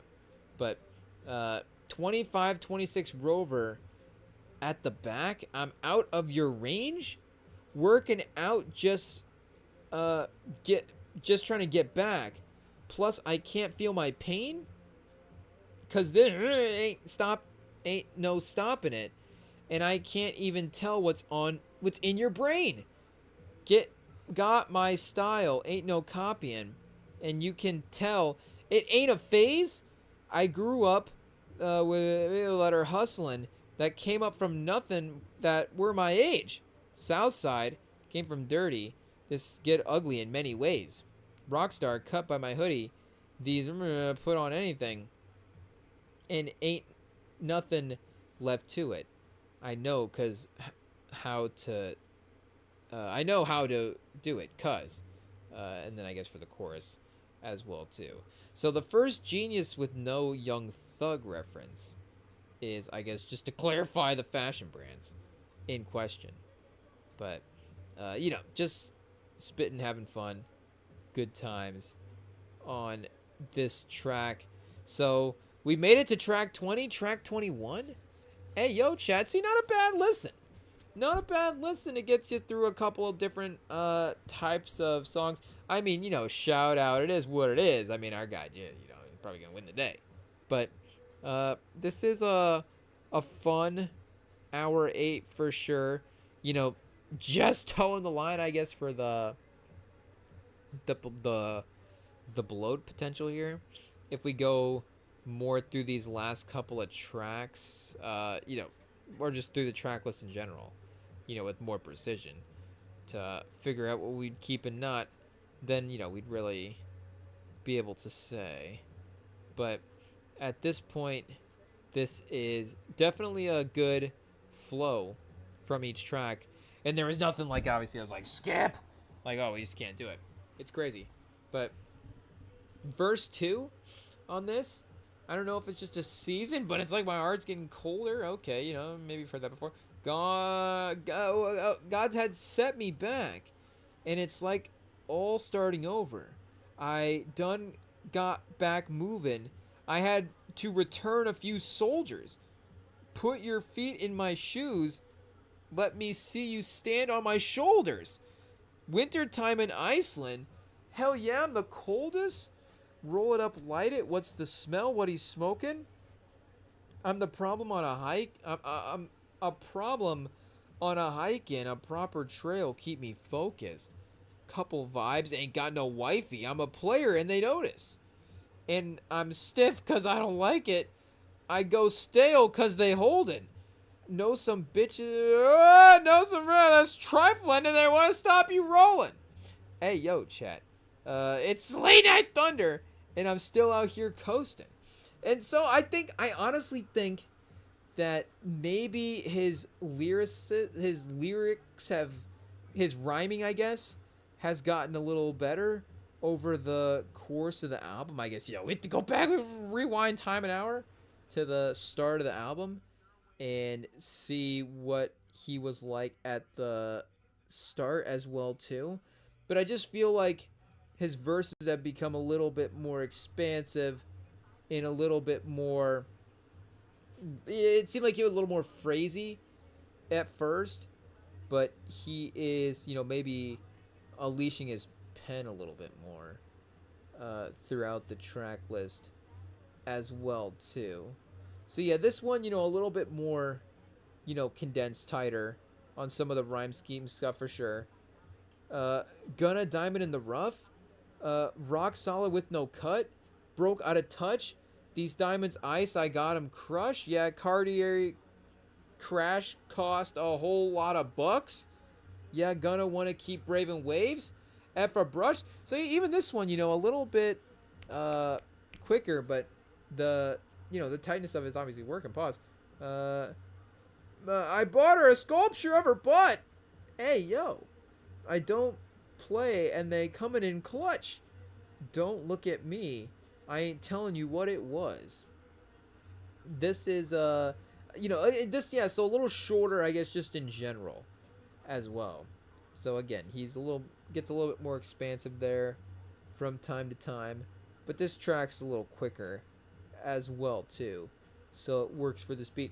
Elevated by Mind, I Don't Waste Time, one of the best that you could find. My voice is blessed in disguise. Ever since adolescent, I'm dressing to get it fly. Pay attention, I don't let a blessing pass you by. When you gonna chief, you get a tribe. If you don't get it in, keep on trying. Hop in the genie, the genie. When we can slide, I know the feeling they deprived. Too much we jeopardize, saving these riches still a job. Trying to live life while millions in and out. What man's making and losing money, chat. The life of a rapper. It is what it is. Money in, money out. But showed them. We got Explosive producing, of course, quite a few tracks on this album. Shout out, seeing his name quite a bunch. He Shiver When I Spit. I got the coldest verse. I got a 10. Like the same as it. My perks. I've been gaining from the pain thanks to all the hurt. Stepping on the like I own my earth. Like I own this earth. This probably ain't my best, but it could always be worse. Okay, being honest there on the track list, chat. Yeah, it could always be worse. And I promise I do good, but I can never be perfect. Made it out the hood. I can buy Crocodile Birkin. Thought I rap good, but now they know for certain and hope they understand you're only here for a purpose. Yeah, chat, see the vulnerability, the openness here. Pause, the writing is really turning the corner, right? We get rounded out, not filler at all. I think he really did go for the filler at the beginning of the album, which maybe is a good move. Who knows? But you put me in the dark, and I glow. The boy came out the south for the shows. I like white leather Rolls Royce seats, white toes. Thought we weren't gonna eat, and that's what I showed him. And then verse 2, yeah, once again, Michael Vick shout out. Pass around and I carried on, young Michael Vick. The draft done came and left, and no, I didn't get a pick. Chat, Gunna undrafted seems a little bit like a hot take. I mean, you gotta take Gunna at some point, even just for the value, even if it's not, the schematic fit that you were looking for. But I told myself I'd do it. I got to be lit. Sell out arenas for sure. Got arenas in the pee pit. We ain't going to get back to it. We gonna get back to it. And I said what I meant. I got a big influence, as big as it gets. I'm official like papers. Got the watch on my wrist. What's the residual for this paper? How much better can I get? told you I wasn't just a John Doe. I know I'd risk it all tenfold. Thought they wasn't going to need a backbone. Though, thought there wasn't no more left to eat, but I showed 'em. So yeah, chat, that is also, I think, up there for one of his best tracks on this album so far. Do I need to double check the beat on this as well too? Had to kind of turn it a little quiet.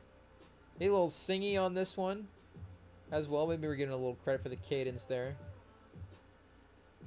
as well.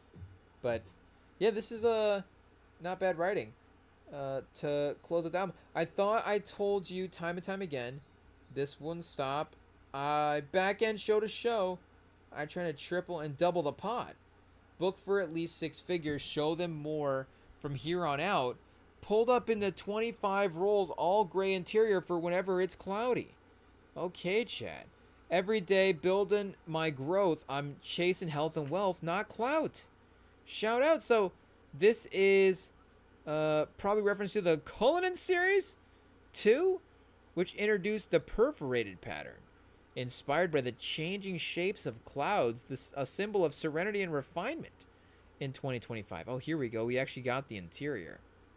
Luxury, chat. Look at that. Pure luxury.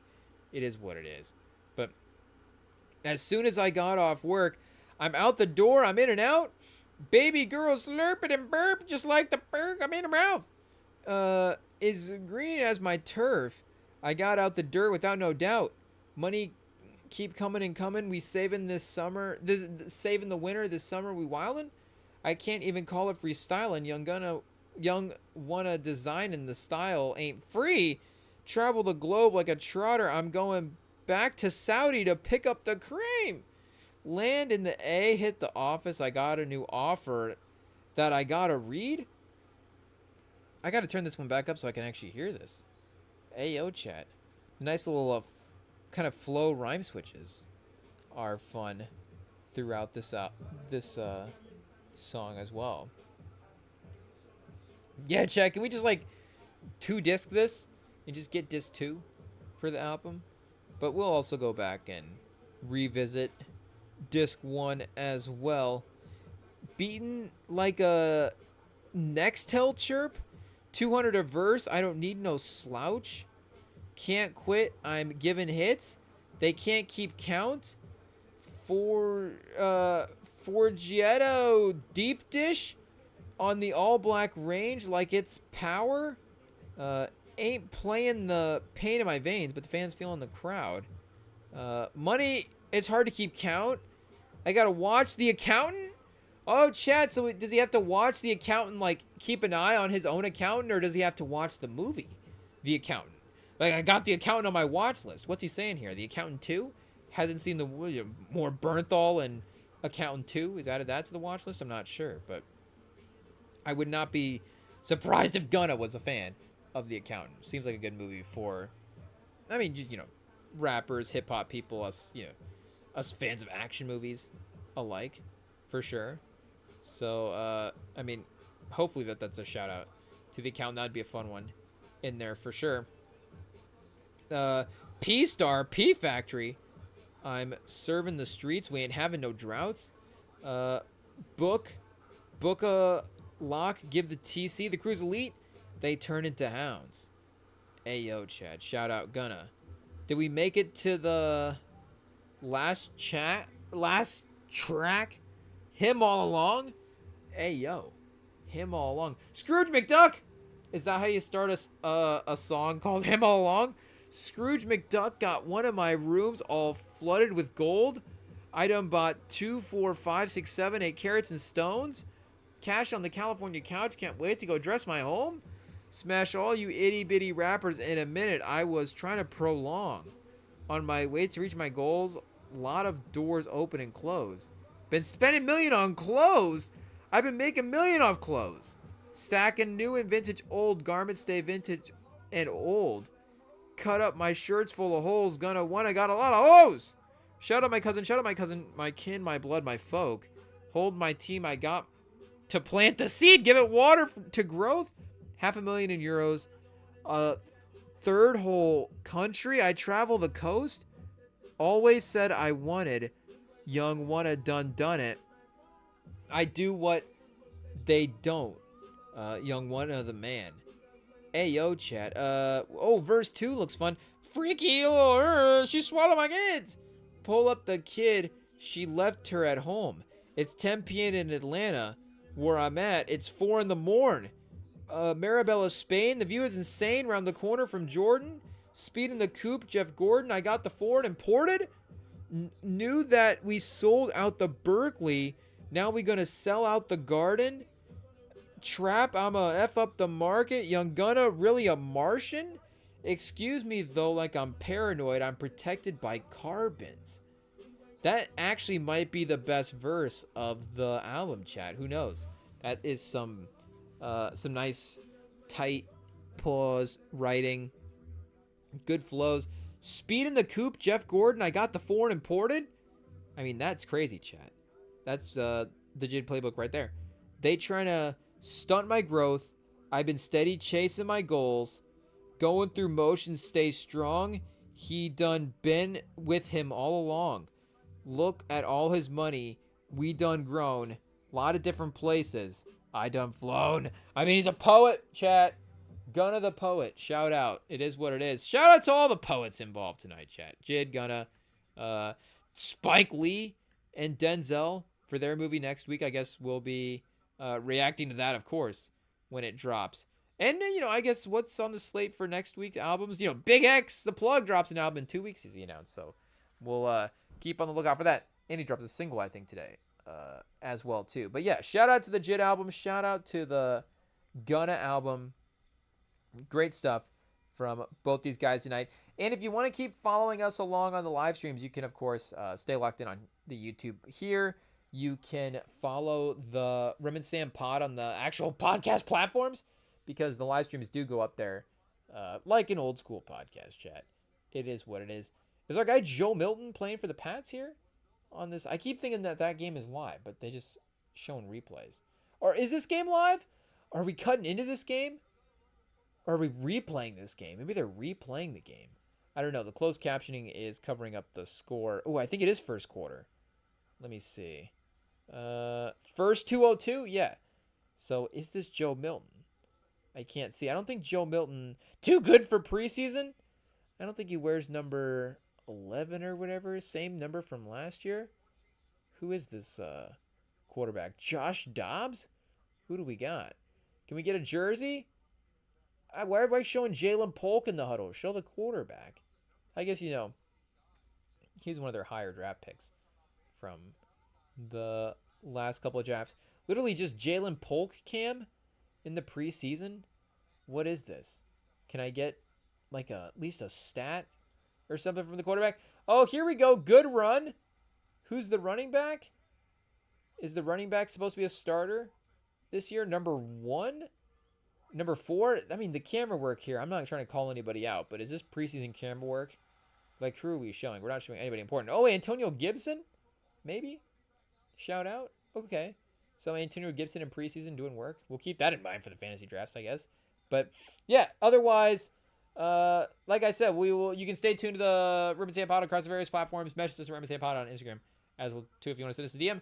And you can be back Sunday for the next live stream. We will be here on the YouTube. Follow along. It will be a good hang, as always. And we can't wait to see you guys then. And we can't wait to be listening to the albums in the meantime to keep us occupied. We're going to be eating good this week, chat.